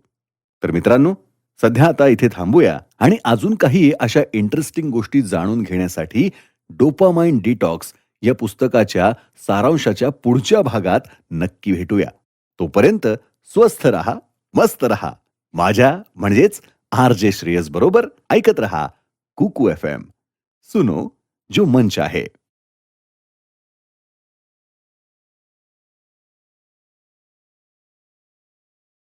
रोज सकाळी उठल्यावर काही वेळ शांत बसा. शांत बसून हा विचार करा की आज मला काय करायचं आहे. आज मला काय प्रोडक्टिव्ह करायचं आहे. ऑफिसमध्ये आणि घरीही. आपला दिवस खूप बिझी असणार आहे. असं जाणवत असेल तर पटकन पेपर आणि पेन घेऊन त्यावर कमीत कमी 4 ते 5 कामं म्हणजे टास्क लिहा. ते लिहित असताना त्यातल्या एक एक बारकाईकडे जरा लक्ष द्या. प्रत्येक टास्क कंप्लीट करण्यासाठी किती वेळ लागेल तेही लिहा. ह्या सगळ्याला काही जास्त नाही, फार तर 10 ते 15 मिनिटं लागतील. आणि मग नमस्कार मित्रांनो. मी आहे तुमचा सहपाठी मित्र आर.जे. श्रेयस आणि तुम्ही ऐकत आहात कुकू एफ.एम. सुनो जो मन चाहे. खूप कंटाळवाणं वाटलं ना हे ऐकून की हे लिहा, ते लिहा. काय आहे हे? पण हो, एकदा करून तर पहा. मित्रांनो, हेच साधे सरळ वाटणारे, दिसणारे टास्क्स आपल्याला खूप चॅलेंजिंगही वाटू शकतात. आता हेच पहा ना, रोज सकाळी उठायचं आणि त्या दिवसाचे टास्क लिहून काढायचे. हाही एक टास्कच आहे, नाही का? पण मग असेही काही टास्क असतात, जे आपल्याला करावेसे तर वाटतात, पण आपण ते आपल्या हाती घ्यायला घाबरतो. कारण त्यातली कदाचित आपल्याला कमी माहिती असते. नाहीतर तो टास्क बोरिंग, कंटाळवाणा वाटतो. नाहीतर तो टास्क आपल्यासाठी इतरांपेक्षा जास्त कठीण वाटतो. पण खरं तर हाच टास्क आपल्याला आपल्या परिजनांमध्ये हिरो बनवणार असतो. म्हणून ते सगळे टास्क एका कागदावर लिहा. म्हणजेच काय, तर एक डेली रुटीन प्लॅन तयार करा. तो सिंपल ठेवा. जितका सिंपल असेल तितकं चांगला. जास्त कॉम्प्लिकेटेड केल्याने आपणच जास्त कन्फ्युज्ड होतो आणि कन्फ्युजनमध्ये चुका घडतात. ह्या चुकांवर मात करण्याऐवजी, ह्या चुका दुरुस्त करण्याऐवजी, आपण डोपामाइन डिटॉक्स करण्याऐवजी ह्या चुका लपवण्यासाठी डोपामाइनच्या जास्त आहारी जाऊ शकतो. म्हणून आपला डेली प्लॅन तयार करताना ह्याची काळजी घ्या की तो सिंपल राहील. ह्या सगळ्या प्लॅनमध्ये काही वेळ हा आपल्या जवळच्या लोकांसाठीही ठेवा आणि काही वेळ हा नक्कीच स्वतःसाठीही ठेवा. आता ह्या प्लॅनमध्ये सगळ्यात सोपी वाटणारी टास्क कोणती आणि सगळ्यात कठीण वाटणारी कंटाळवाणी टास्क कुठली, हे जरा लक्ष देऊन समजून घ्या. ज्या सोप्या टास्क आहेत त्या आधी संपवल्या की तुम्हाला बरं वाटेल की चला आजच्या दिवसात काही महत्वाची कामं केली. ह्यामुळे काही उर्वरित कठीण टास्क करायला तुमचं मन आपोआपच तयार होईल. त्या करायला कंटाळा येणार नाही. उदाहरणार्थ, एक लेखक आहे. तो त्याच्या कल्पना कागदावर साकारतो. त्या साकारत असताना तो काही रिसर्च करतो. त्याच्या लिखाणाच्या टॉपिकशी रिलेटेड असलेली खूप पुस्तकंही वाचतो. पण वेळ कसा मॅनेज करायचा हे त्याला कळत नाही. कळतं ते फक्त इतकंच की त्याला ते पुस्तक 90 दिवसात पूर्ण करायचं आहे. तर तो सुरुवात कुठून आणि कशी करेल? तर त्याची सुरुवात ही काही साधे सरळ संदर्भ जे त्या लेखकाच्या मनात आहेत ते लिहून करेल. ह्या संदर्भांवर आधारित तो लेखक काही रिसर्च करेल, काही नोट्स शोधेल, नाहीतर काही पुस्तकं वर चाळेल. मग काही अजून टॉपिक प्रमाणे, चॅप्टर प्रमाणे एक ड्राफ्ट तयार करेल. मग त्या टॉपिकवर, त्या ड्राफ्टवर मुद्देसूद कसं लिहायचं ह्याचा विचार करून लिखाणास सुरुवात करेल. आणि ही प्लॅनिंग त्या लेखकाला 90 दिवसात पुस्तक पूर्ण करण्यास मदत करेल. लिखाणाचं काम किती वाजता सुरू करायचं, त्याआधी किती वेळ आणि काय रिसर्च करावा, किती लिहून झाल्यावर ब्रेक घ्यावा, नाहीतर किती वेळाने ब्रेक घ्यावा, ब्रेक घेतल्यावर त्या टॉपिक्समधून आपली लिंक तुटणार नाही ह्यासाठी काय आणि कशी काळजी घ्यावी ह्याचा विचार संपूर्ण डिटेल्स सहित त्या डेली प्लॅनिंग केलेल्या कागदावर लिहून काढावा आणि त्याप्रमाणे पुढची वाटचाल करावी. ही प्लॅनिंग डेली म्हणजे रोज केली तरीही चालेल. काही काही मोठे प्रोजेक्ट्स असतात त्याची क्वार्टरली, इयरली प्लॅनिंग केलीही तरीही चालेल. म्हणजे 6 महिन्यांची प्लॅनिंग. काही प्रोजेक्ट्स हे वर्षभर चालतात, त्यासाठी इयरली प्लॅनिंग केली पाहिजे. हे सगळं प्लॅन करताना एक गोष्ट नेहमी लक्षात ठेवायला पाहिजे, ती म्हणजे हे प्रोजेक्ट्स आपल्याला पेलवता येतील इतका वेळ असला पाहिजे. घाई गडबडीत ही कामं करणं टाळावं. टीडीएसनेस आणि टेन्शन कमी असतील ह्याची काळजी घ्यावी. शिवाय आपल्याला कोणाची मदत लागली की ती व्यक्ती आपल्या जवळ असावी. मित्रांनो, ह्यामुळे असं होईल की आपलं कामात अजून जास्त मन लागेल आणि आपलं इतरांसमोर अजून सक्षमरित्या आपलं कार्य प्रस्थापित करू शकू. जे काम आपल्याला करायला आवडतं ते काम आपण उत्तमरित्या पार पाडू शकतो. ते पुन्हा पुन्हा करण्याची संधी मिळेल आणि आपण आपलं काम चोख बजावण्यात अजून कार्यक्षम होऊ. आपल्या की टास्क काय आहेत, त्यात आपली प्रोडक्टिव्हिटी कशी वाढू शकते हे समजून घेणं गरजेचं आहे. मित्रांनो, खरंच हे बोलणं जितकं सोपं आहे, करणंही तितकंच सोपं आहे. आपल्या कामाचा ध्यास एकदा जर का घेतला, तर हातात कोणतंही घेतलेलं काम पूर्ण करायची सवय आपल्याला सहजच लागू शकते. मग ते काम, तो प्रोजेक्ट कंप्लीट करायला कितीही परिश्रम लागो, कितीही मोठं आणि वेळ घेणारा प्रोजेक्ट असो, आपण कसल्याही कोणत्याही स्टिम्युलंट्सच्या आहारी न जाता एका सुदृढ मनाने आणि शरीराने त्या येणाऱ्या चॅलेंजेसला सामोरं जाऊ शकतो आणि तो प्रोजेक्ट वेळेआधी नक्कीच पूर्ण करू शकतो. ह्यात 3 महत्वाच्या गोष्टी ठरतात, ज्या ह्या विश्लेषणात प्रामुख्याने समोर आल्या आहेत आणि त्या आहेत फोकस, कन्सिस्टन्सी आणि इम्पॅक्ट. फोकस म्हणजे एकाग्रता. जितकं आपण आपल्या कामात वाहून घेऊ, स्वतःला त्यात झोकून टाकू, तितकी आपली एकाग्रता वाढेल. एका एका बारकाईवर विचार करून त्यावर फोकस करून आपण हाती घेतलेलं काम जेव्हा पूर्ण करू, तेव्हा आपल्याला फोकस करण्याची, एकाग्रचित्त होण्याची सवय लागेल.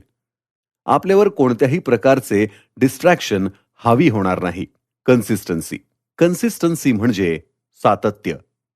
जेव्हा सतत आपण एखाद्या कामात फोकस्ड राहू, जेव्हा आपल्यावर कसलंही डिस्ट्रॅक्शन हावी होणार नाही, जेव्हा आपला फोकस खूप स्ट्रॉंग होईल, तेव्हा आपोआपच आपली प्रॅक्टिस एखादे काम करण्यात वाढेल. ह्यालाच कन्सिस्टन्सी म्हणतात. उदाहरणार्थ, एखादा फुटबॉल प्लेयर लहानपणापासून जो फुटबॉल ह्या खेळाची प्रॅक्टिस करत असतो, तो मोठ्यापणी ह्याच फोकस आणि कॉन्सन्ट्रेशनच्या आधारे एक उत्तम प्लेयर बनतो. आणि रोज ठरलेल्या टाइमटेबल आणि डेली प्लॅनिंग रूटीन फॉलो केल्याने त्याची कन्सिस्टन्सी अजून वाढते. खेळण्यातली क्षमता वाढते, खेळण्याचा स्टॅमिना वाढतो.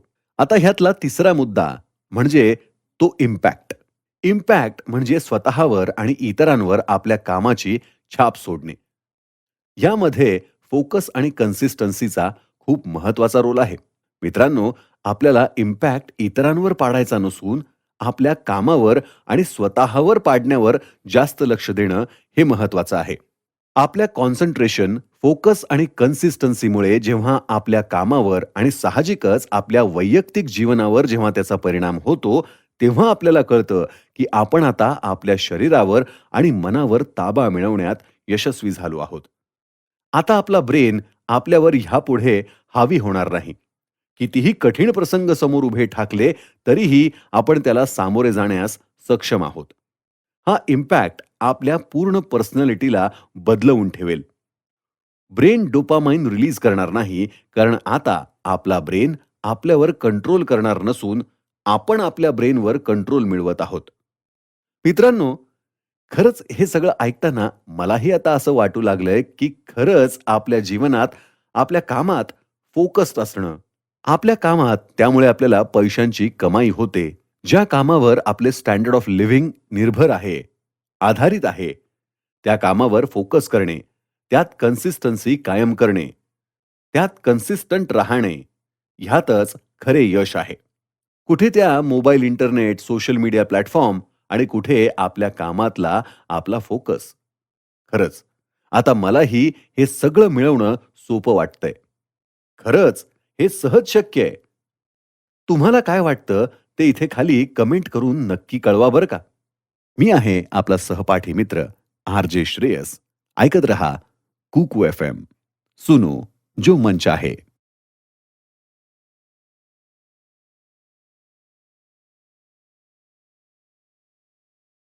पुढे लेखिका म्हणतात, की आपला फोकस हा लेझर शार्प असायला पाहिजे. आपला की टास्क काय आहे ते समजून आपण त्या की टास्कवर काम करायला पाहिजे. त्यासाठी रोज एकाच जागेवर आणि एकाच ठरलेल्या वेळी हजर राहा. एक सिम्पली डेली रुटीन आपल्या मनाला स्थिर ठेवू शकतं, ज्यामुळे आपलं मन हे कामात लागेल आणि हो न हो, आपण आपला फोकस आणि कन्सिस्टन्सी दोन्ही आपल्या कामात लावू. लेखिका पुढे म्हणतात, स्टीवन किंग्ज हे एक अतिशय फेमस रायटर आहेत, जे रोज, अगदी रोज एका ठरलेल्या वेळी आपल्या डेस्कवर येऊन बसतात आणि लिखाण करतात. यामुळे होतं असं, की ते आपोआपच आपल्या ठरलेल्या वातावरणात येतात, ज्यामुळे काम करण्याची त्यांना एक प्रकारची ऊर्जा मिळते, एक प्रकारची पॉझिटिव्हिटी मिळते. ते कसल्याही इन्स्पिरेशनसाठी थांबून राहत नाहीत. काम सुरू करताच त्यांना हातातलं काम पुढे घेऊन जाण्यासाठी इन्स्पिरेशन मिळतं. मिळतं. मित्रांनो, हे एक कारण आहे ज्यामुळे आपली कन्सिस्टन्सी म्हणजे काम करण्याची क्षमता वाढते. एक जागा ठरवा आणि रोज न विसरता त्या जागेवर जाऊन ठरलेल्या वेळी आपलं काम सुरू करा. काही दिवस हे अगदी नित्य नियमाने करा आणि खरंच मित्रांनो, तुम्हाला ही सवय लागेल. ह्यामुळे आपल्या कामात आपला फोकस, एकागी इन्स्पिरेशन मिळतं. मित्रांनो, हे एक कारण आहे ज्यामुळे आपली कन्सिस्टन्सी म्हणजे काम करण्याची क्षमता वाढते. एक जागा ठरवा आणि रोज न विसरता त्या जागेवर जाऊन ठरलेल्या वेळी आपलं काम सुरू करा. काही दिवस हे अगदी नित्य नियमाने करा आणि खरंच मित्रांनो तुम्हाला ही सवय लागेल.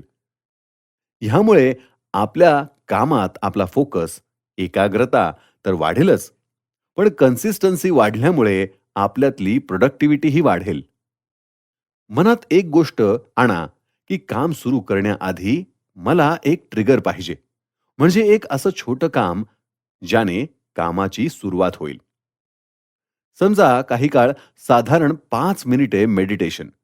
आपल्या ठरलेल्या जागेवर, ठरलेल्या वेळी जाऊन बसा आणि डोळे मिटून शांत बसून 5 मिनिटे मेडिटेशन करा. नाहीतर बस थोडा वेळ. काल कुठे थांबलो होतो आणि आज कुठून सुरुवात करायची आहे त्याचा फक्त बस विचार करा. आपण आपोआपच त्या फ्लोमध्ये येऊ.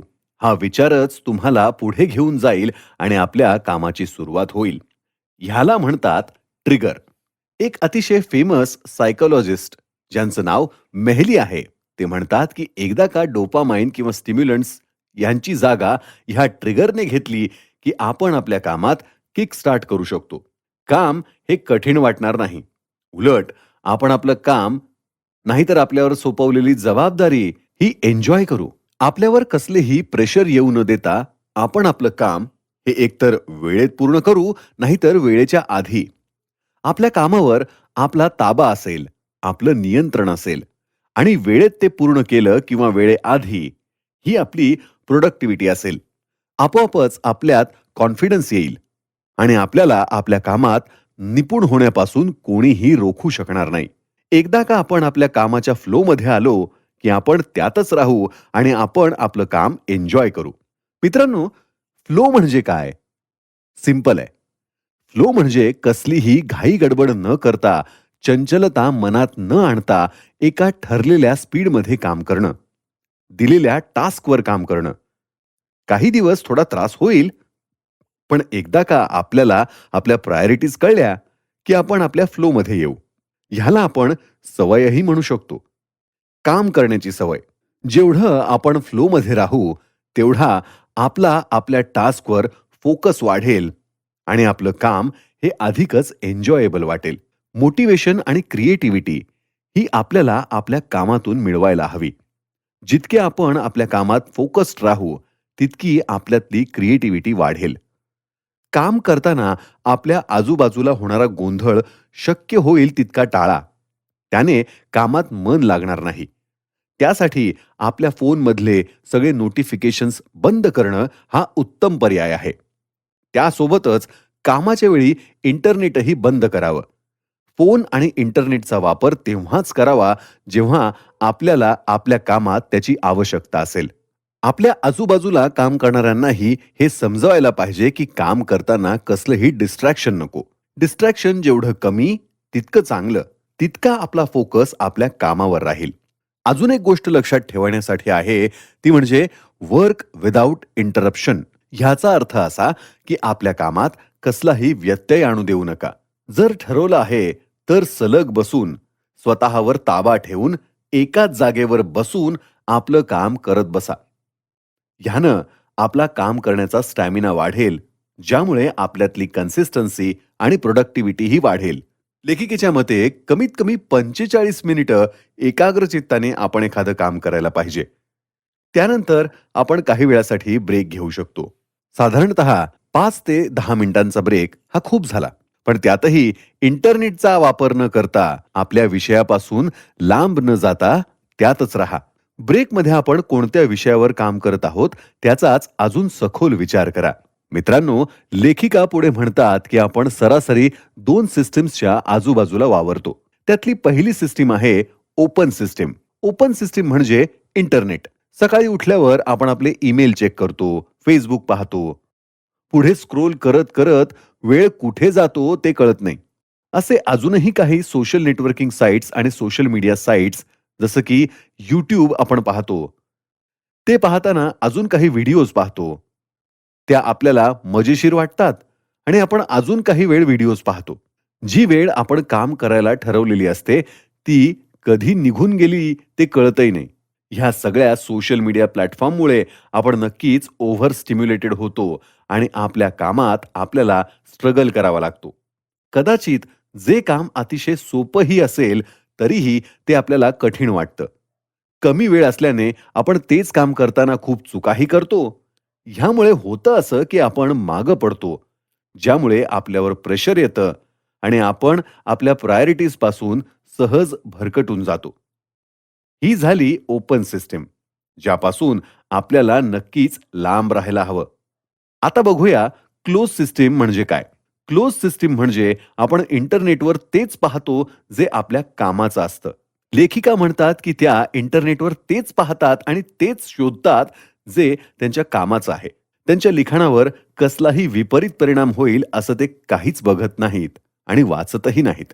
किंबहुना ते त्यांच्या कॉम्प्युटरमध्ये काही वर्ड फाईल, काही एक्सेल शीट ओपन करतात, ज्यामध्ये त्यांनी त्यांच्या पुस्तकाच्या संदर्भात काही नोट्स बनवलेले असतात. ते रोज सकाळी एका ठराविक वेळ त्यांच्या कॉम्प्युटरमध्ये ह्या नोट्स वाचतात आणि त्यांना अजून हायलाइट करून पुढचं लिखाण करतात. त्यांना त्यांचं लिखाण काम करत असताना मध्येच काही आठवलं तर ते त्या एक्सेल शीटवर आठवण राहण्यासाठी अगदी थोडक्यात लिहितात, बस एक संदर्भ म्हणून. आणि पुन्हा त्या त्यांच्या लिखाणात मग्न होतात. लेखिका आपल्याला जोर देऊन सांगतात की आपणही असंच केलं पाहिजे. ह्यामुळे आपल्याला विसरायला होणार नाही आणि काम करताना आपण पूर्णपणे आपल्या कामातच फोकस करू. आपलं काम हेच आपलं इन्स्पिरेशन घेऊन जर आपण पुढे गेलो तर आपली समाजात प्रशंसा नक्कीच होईल. लेखिका आपल्याला दुसरा पर्याय म्हणजे क्लोज सिस्टीम स्वीकारायला सांगतात. तर मित्रांनो, हा दुसरा पर्याय कसा वाटला तुम्हाला? मला तर खूपच आवडला. मी हाच पर्याय अंगीकारणार आहे. आणि तुम्ही? तर आता सध्या इथे थांबू आणि अजून काही इंटरेस्टिंग फॅक्ट्स घेऊन पुढच्या भागात भेटू. मी आहे आपला सहपाठी मित्र आर.जे. श्रेयस आणि आपण ऐकत आहात डोपामाइन डिटॉक्स या पुस्तकाचा सारांश. फक्त कुकू एफएम वर. सुनो जो मन चाहे. आताच आपण डोपामाइनवर कंट्रोल मिळवलेला आहे आणि आपल्या दिनचर्येत, आपल्या दैनंदिन कामकाजात लेखकांच्या गायडन्समुळे फोकस आणि कॉन्फिडन्सही मिळवलेला आहे. पुढे जाण्याआधी आपण रिलॅप्स या शब्दाचा अर्थ समजून घेण्याचा प्रयत्न करूयात. रिलॅप्स म्हणजे काही काळ उलटल्यावर, काही काळ आपण आपल्या कामात स्थिरस्थावर झाल्यावर अचानक आपल्याला स्टिम्युलंट्सची आठवण येणं आणि आपण त्याच्या आहारी जाणं म्हणजे रिलॅप्स. अथक प्रयत्नांनी आपण डोपामाइन रिलीज करणाऱ्या ब्रेन सेल्सवर नियंत्रण मिळवतो. ज्या गोष्टी म्हणजे ज्या वाईट गोष्टींमुळे आपल्याला स्टिम्युलेशन मिळतं, जसं की इंटरनेट, सोशल मीडिया, यूट्यूब आणि आपलं मन हे आपल्या कामापासून भरकटतं, त्यात आपण काही कारणांमुळे पुन्हा वळतो. लेखिका स्वतः म्हणतात की त्यांना जेव्हा मासिक पाळ्या येतात, तेव्हा शरीरात अशा काही घडामोडी घडतात, ज्यामुळे त्यांची छोट्या छोट्या गोष्टींवरनं चिडचिड होते, मनाची घालमेल होते. तेव्हा त्यांचं मन हे त्यांच्या कामापासून डायव्हर्ट होतं आणि त्यांनाही स्टिम्युलंट्सची गरज लागते. त्या सोशल मीडिया म्हणजे फेसबुक, इंस्टाग्राम आणि यूट्यूबवर बराच वेळ घालवतात. व्हॉट्सॲपवर खूप वेळ त्यांच्या मित्रांबरोबर चॅट करतात. पण हे काही जास्त काळ नसतं. काही दिवस झाले की त्या परत त्यांच्या कामात मन लावतात. ह्या पद्धतीच्या घटना आपल्यासोबतही घडतात. त्यावर लेखिका म्हणतात की अशा वेळी सोशल मीडियामध्ये वेळ घालवणं ह्यात काही गैर नाही, कारण हा काळ काही कायम राहत नाही. म्हणून आपण त्यातून पुन्हा बाहेर पडू शकतो. पण ह्याच काळात जर का आपल्याला पुन्हा एकदा ह्या स्टिम्युलंट्सची गरज लागली, की आपण पुन्हा त्या आहारी जाऊही शकतो. त्यावेळी आपल्याला आपलं काम हे कंटाळवाणं वाटू शकतं. काय तेच तेच रोज करायचं? पण वास्तविक हेच काम आहे ज्यामुळे आपल्याला समाजात एक चांगली ओळख मिळते, पैसे मिळतात. पण ते बाजूला ठेवून जर आपल्याला आपल्या कामाचा कंटाळा आला, तर आपण डोपामाइन रिलॅप्स या स्टेटमध्ये जाऊ शकतो. अशा वेळी लेखिका यांच्या मते आपण काही काळ शांत बसून नेमकं आपल्या मनात आणि शरीरात काय चालू आहे ह्याचं आत्मचिंतन करायला पाहिजे. ते समजून घेऊन त्यावर सगळ्यात चांगला तोडगा म्हणजे काम सुरू करण्याआधी मेडिटेशन करायला पाहिजे. काही ब्रीदिंग एक्सरसाइजेस आपल्या मनातल्या एन्झायटीज म्हणजेच मनातली भीती दूर करण्यासाठी नक्कीच मदत करतील. मित्रांनो, या लेखिका भारतीय नाहीत, पण तरीही त्यांना मेडिटेशन, योगा, ब्रीदिंग एक्सरसाइजेस माहीत आहेत आणि त्यावर त्यांचा अभ्यासच नसून त्यावर त्यांचा विश्वासही आहे. आहे ना कमाल. खरी कमाल तर ही आहे, की ह्या पुस्तकात जसं मी आधी सांगितलं, की आपण डिटॉक्स करण्यासाठी विपश्यना करायला हवी. हा शब्द विपश्यना हाही त्यांच्या पुस्तकात नमूद केलेला आहे. ह्याचाच संदर्भ घेऊन त्या पुढे म्हणतात, की जर आपल्यावर डोपामाइन रिलॅप्सची वेळ आली आणि आपण खूपच जास्त डोपामाइन आणि स्टिम्युलंट्सच्या अधीन गेलो, तर हे डोपामाइन आपल्या मनावर पुन्हा एकदा कंट्रोल मिळवेल आणि आपण हतबल होऊ. त्यातून बाहेर पडण्यासाठी विपश्यना हा एकच मार्ग उरतो. पण ह्या भागात आपण चर्चा करणार आहोत ती म्हणजे अशा काही मुद्द्यांवर ज्यामुळे आपल्याला मागे वळून पाहायची गरजच भासणार नाही. आपल्या डायहार्ड स्टिम्युलेशन पासून कसं लांब राहायचं आणि त्यावर आणि मनावर कसा कंट्रोल मिळवायचा आहे. तर सर्वप्रथम म्हणजे सेल्फ अवेअरनेस म्हणजे आपल्या सोबत आणि आजूबाजूला काय घडत आहे ह्याची जाणीव ठेवा. अशा काही घडामोडी ज्या आपल्या स्वतःसोबत नाही तर आपल्या आजूबाजूच्या वातावरणात घडत असतील तर त्यावर लक्ष ठेवा. विशेष म्हणजे ज्या घडणाऱ्या बदलांमुळे आपण पुन्हा स्टिम्युलंट्सच्या आहारी तर जाणार नाही ना, ह्याची काळजी घ्या आणि सेल्फ अवेअर राहून आपल्या कामात होईल तितके कॉन्सन्ट्रेटेड राहण्याचा प्रयत्न करा. समजा काम करताना सोशल मीडिया नाहीतर अजून कसल्या स्टिम्युलंट्सची आठवण आली आणि काम करणं आता कठीण जात आहे. काम करताना आपल्याला स्ट्रगल करावं लागत असेल, तर थोडा वेळ ब्रेक घ्या. शांत बसा. थोडा वेळ तिथल्या तिथे फिरा, चाला. पण आपलं काम काय आहे? आपण कोणतं काम करत आहोत? ह्या मुद्द्यापासून भटकू नका. हे सगळं करताना आपण आपल्या कामात अजून काय चांगलं करू शकतो? आपल्या वरिष्ठांना, आपल्या परिवाराला अजून काय चांगलं करून दाखवू शकतो, ह्या विचारांवर जास्त भर द्या. ह्यामुळे होईल असं, की डोपामाइन रिलॅप्स होणार नाही आणि काम करण्यासाठी, हातात घेतलेलं काम पूर्ण करण्यासाठी आपल्याला अधिकच उत्तेजना आणि ऊर्जा मिळेल. दुसरा मुद्दा म्हणजे आपलं आणि आपल्या मनामधलं बॅटल. एक प्रकारचं युद्ध जे चालू आहे, त्यावर विचार करा. ते समजून घ्या. जेव्हा हे आपल्याला कळेल, तेव्हा आपलं अंतर्मन जे नेहमीच खरं बोलतं, ते ऐकून घेण्यासाठी, ते समजून घेण्यासाठी कळत-नकळत एक संघर्ष करावा लागेल, ज्यात आपण हरू आणि आपलं अंतर्मन जिंकेल. तेव्हा आपल्यालाच एक गिल्टी फीलिंग येईल. हे गिल्ट खूपच साहजिक आहे. त्यामुळे आपण आपल्या स्वतःला शिक्षा देण्याचं काही कारण नाही. गिल्ट वाटणं आणि त्यामुळे पश्चाताप होणं हेच खूप झालं. ह्याउलट अंतर्मन काय बोलतंय ते ऐका. एक सक्सेसफुल डेली रूटीन तयार करा. पॉझिटिव्ह राहून आपण स्वतः, आपल्या परिवाराला आणि आपल्या आजूबाजूच्या लोकांसाठी कसे महत्वाचे ठरू शकतो ह्यावर विचार करा. गोष्टी सिंपल ठेवा. जास्त कॉम्प्लिकेटेड केल्याने आपण आपल्या लक्ष्यापासून भरकटून तर जाणार, पण डोपामाइन रिलॅप्स होण्याचीही शक्यता अजिबात नाकारता येणार नाही. काय तर ह्यामुळे आपल्यात आणि आपल्या निकटवर्तीयांमध्ये क्लेश आणि निगेटिव्हिटी वाढेल. आता तिसरा मुद्दा. लेखिका ह्यांच्या मते आपण हे समजून घेणं आवश्यक आहे, की आपण हे समजून चालायला पाहिजे, की हे जग आपल्या विरोधात आहे. The world is against you.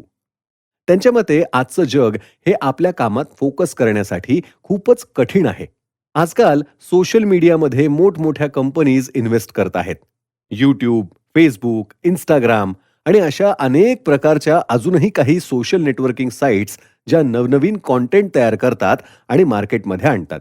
त्यांचं धोरण हे एकच आहे आणि ते म्हणजे आपल्याला त्यात गुंतवून ठेवणं.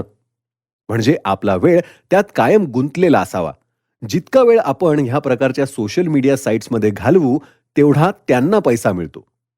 विचार केला तर हे कळून येतं, की आपला वेळ हाच पैसा आहे. जेवढं आपण सोशल मीडियामध्ये ॲक्टिव्ह राहू आणि अट्रॅक्टेड राहू, आपण आपल्या फोकसपासूनही लांब राहू. पण ह्यामुळे फायदा होईल तो त्यांचा. म्हणून आपली वेळ सांभाळून खर्च करा. हे समजून घ्या, की आपली वेळ हा खूप महत्वाचा आहे. Our focus is worth a lot of money. ह्यातून बाहेर पडायचा, नाहीतर या सगळ्याला हाताळण्याचा सगळ्यात उत्तम उपाय म्हणजे आपला फोकस काय आहे त्यावर नियंत्रण मिळवा. आपल्या कामात असा काही लेझर शार्प लक्ष केंद्रित करा, की आपल्याला कोणतीही गोष्ट डिस्ट्रॅक्ट करणार नाही. फावल्या वेळात अशा काही हॉबीजमध्ये वेळ द्या, ज्या तुमच्या कामातही मदतच करतील. समजा कोणी व्यक्ती लेखक असेल, तर अशा व्यक्तीला चांगल्या लिखाणासाठी काही अभ्यास आणि वाचन करणं हे गरजेचं आहे. तर अशी व्यक्ती आपल्या गरजेच्या वाचनापुरतेच न राहता काही अजून अवांतर वाचनही करू शकते. पुढे जाऊन ते अवांतर वाचन त्यांना अजून काही नवीन टॉपिक्सही सुचवू शकतं. पुढचं पुस्तक लिहायला, नाही का? कोणी पाहिलं? एखादी व्यक्ती जी रोज घरापासून लांब कामावर जाते आणि पूर्ण दिवसभर कम्प्युटर समोर बसून काम करते, अशा व्यक्तीने आपल्या परिवारातल्या सदस्यांचा फोटो जवळ ठेवला, आपल्या लहान मुलांचा फोटो आपल्या वर्किंग डेस्कवर ठेवला आणि कामाचा खूप कंटाळा आला, थकवा वाटला, तर ती व्यक्ती तो फोटो पाहून काही वेळ का होईना पण खुश होईल. काम संपवून घरी जाऊ आणि आपल्या परिवारात राहू, ही ऊर्जा घेऊन आपल्या कामावर पुन्हा एकदा फोकस करू शकेल. आपल्या परिवारातल्या सदस्यांचे प्रत्येक वेळा नवीन फोटो आपल्याजवळ ठेवणं, यात गैर काय? ही पण एक प्रकारची हॉबी असू शकते. ह्यानंतर अजून एक मुद्दा, तो म्हणजे एक ॲक्शन प्लॅन तयार करणं. जसं मी आधीच्या विवेचनात बोललो, की लेखिकेने एका पानावर कॅन्स आणि कांट्स असं लिहायला सांगितलं. आताही तसंच करायचंय. आता जेव्हा आपले डोपामाइन हे डिटॉक्स झाले आहे, पण ही शक्यता नाकारता येणार नाही, की पूर्वी काही कारणांमुळे आपल्याला स्टिम्युलंट्सची गरज भासत होती. त्यानंतर आपण स्वतःवर कंट्रोल करून डिटॉक्स करून घेतलं. पण आता ही जर पुन्हा तशीच वेळ उद्भवली, जशी आधी उद्भवली होती, तर अशा परिस्थितीत काय करायला हवं? तर लेखिका म्हणतात, की आता एक कागद घ्या आणि त्यावर 2 कॉलम्स बनवा. एक कॅन आणि दुसरा कांट. आता आपण पुन्हा आपल्या मनाचा ताबा मिळवण्यासाठी काय करू शकतो ते सगळं कॅनमध्ये लिहा आणि मनावरचा ताबा सुटला, की आपण काय करू शकतो आणि किती वेळ स्टिम्युलंट्सच्या आहारी जाऊ शकतो ते लिहा. हे लिहून झालं, की कांट्स ह्या कॉलमवर फोकस करा आणि विचार करा, की किती परिश्रम घेऊन कोणाचीही मदत न घेता आपण आपल्या डोपामाइनला डिटॉक्स केला आहे. आणि आता परत त्याच घडामोडी घडल्याने आपण पुन्हा एकदा त्याच आपल्या मागच्या विश्वात जाणार आहोत का? हे आपल्याला शोभतं का? असे प्रश्न स्वतःला विचारा. त्यापेक्षा डिटॉक्स झाल्यावर आपलं जग हे किती सुंदर होतं. आपण आपल्या कामात फोकस करू शकत होतो. आपल्या ऑफिसमध्ये आपण चांगल्या गोष्टींसाठी ओळखले जात होतो. आपल्या चांगल्यासाठी फेमस झालो होतो. आपला परिवार, आपली जवळची लोकं, आजूबाजूची लोकं आपल्यावर गर्व करत होती. आणि आता पुन्हा एकदा आपण डोपामाइन आणि स्टिम्युलंट्सचा आधार घ्यायचा? असे विचार, असे प्रश्न जर आपण वारंवार स्वतःला विचारले, तर नक्कीच आपण डोपामाइन रिलॅप्सपासून वाचू शकतो. होत्याचं नव्हतं करून घेण्यापेक्षा जसे आहोत, खूप मस्त आहोत, असा विचार मनात येताच आपण कानाला चिमटा घेऊ आणि पुन्हा आपल्या कामावर फोकस करू. पुढचा मुद्दा जो लेखिका उपस्थित करतात, तो म्हणजे सिंपल आणि सस्टेनेबल सिस्टीम आपण अंगीकारायला हवी. मित्रांनो, ह्यामध्ये आपल्याला एक सिंपल टाइम टेबल फॉलो करायचं आहे, ज्यामध्ये आपल्या लाईफमध्ये कमी उतार-चढाव असतील. आपण आपल्या कामात अजून जास्त आणि शांत चित्ताने एकाग्रता मिळवू शकतो. जीवन जितकं कॉम्प्लिकेटेड असेल, जितकी धावपळ असेल, तितकं आपण डोपामाइन आणि स्टिम्युलेशनच्या आहारी जाऊ शकतो. एकाग्रता वाढवण्यासाठी सतत आत्मचिंतन आणि आत्मपरीक्षण करणं हे खूप महत्वाचं आहे. कधी फावला वेळ मिळाला, तर आपल्या ब्रेनमध्ये असलेले न्यूरोट्रान्समीटर्स ॲक्टिव्हेट करा. ते कसे होतील? तर ते ॲक्टिव्हेट करण्यासाठी मेडिटेशन करा. ते करत असताना आपल्या ब्रीथिंगवर लक्ष द्या. असं कमीत कमी 2 ते 3 वेळा 5-5 मिनिटांसाठी करा. एकांतात, शांत बसून जेवण करा. प्रत्येक घास खाताना त्यातला स्वाद, अरोमा, त्याने मिळणारी ऊर्जा ह्याचा विचार करा. कधीतरी असेच बाहेर चालत फिरायला जा. चालत असताना आपल्या आजूबाजूला काय काय दिसतंय त्यावर लक्ष द्या. झाडी, पानं, फुलं, नदी, काही प्राणी, पक्षी, काही येणारी जाणारी लोकं, काही आवाज, माणसांचे आवाज, येणाऱ्या जाणाऱ्या गाड्यांचे आवाज. हे सगळं नाविन्यपूर्ण नाही, पण आता त्यात नाविन्य शोधा. रोजचाच रस्ता, ज्यावर आपला रोजचा वावर, त्यात आज काय नाविन्यपूर्ण आहे, हे शोधण्याचा प्रयत्न करा. अशी काही लोकं ज्यांना आपण रोज तर भेटतो, पण त्यांच्याकडे काही जास्त लक्ष देत नाही. आता त्यांना भेटताना त्यांना समजून घ्या. त्यांची बॉडी लँग्वेज तुमच्याप्रती कशी आहे ते पहा. काही जवळच्या लोकांच्या स्वभावात डोकावण्याचा प्रयत्न करा. ह्यामुळे तुमच्या काम करण्याच्या शैलीत खूप काही फरक पडेल असं नाही, पण पुन्हा एकदा जग हे नव्याने पाहायला शिकाल. काही खूप कमी ओळखीच्या लोकांसोबत जो आपला नेहमीचा वावर असतो, त्यांच्यासोबत थोडं अजून जास्त सोशल राहून बघा. ह्याला डीप सोशल इंटरॅक्शन म्हणतात. अशा सोशल इंटरॅक्शनमुळे आपल्या ब्रेनमध्ये असलेल्या न्यूरोट्रान्समीटर्समध्ये ऑक्सिटोसिन ॲक्टिव्हेट होतं. बघा ना, कधी-कधी खूप जास्त ओळखीचा नसतानाही एखादा माणूस आपल्याला भेटतो. त्याला आपण जवळ-जवळ रोज फक्त हाय, हॅलो एवढंच करतो आणि बाजूला होतो.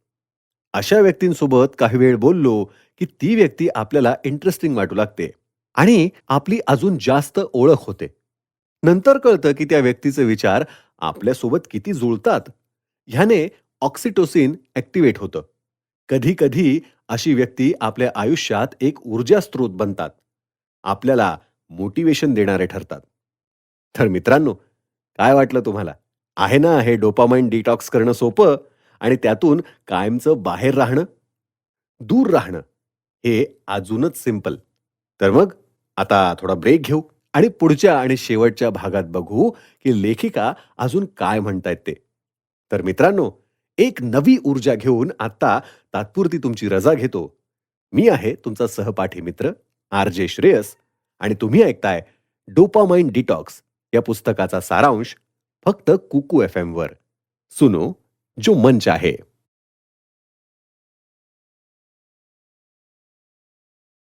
मित्रांनो नमस्कार.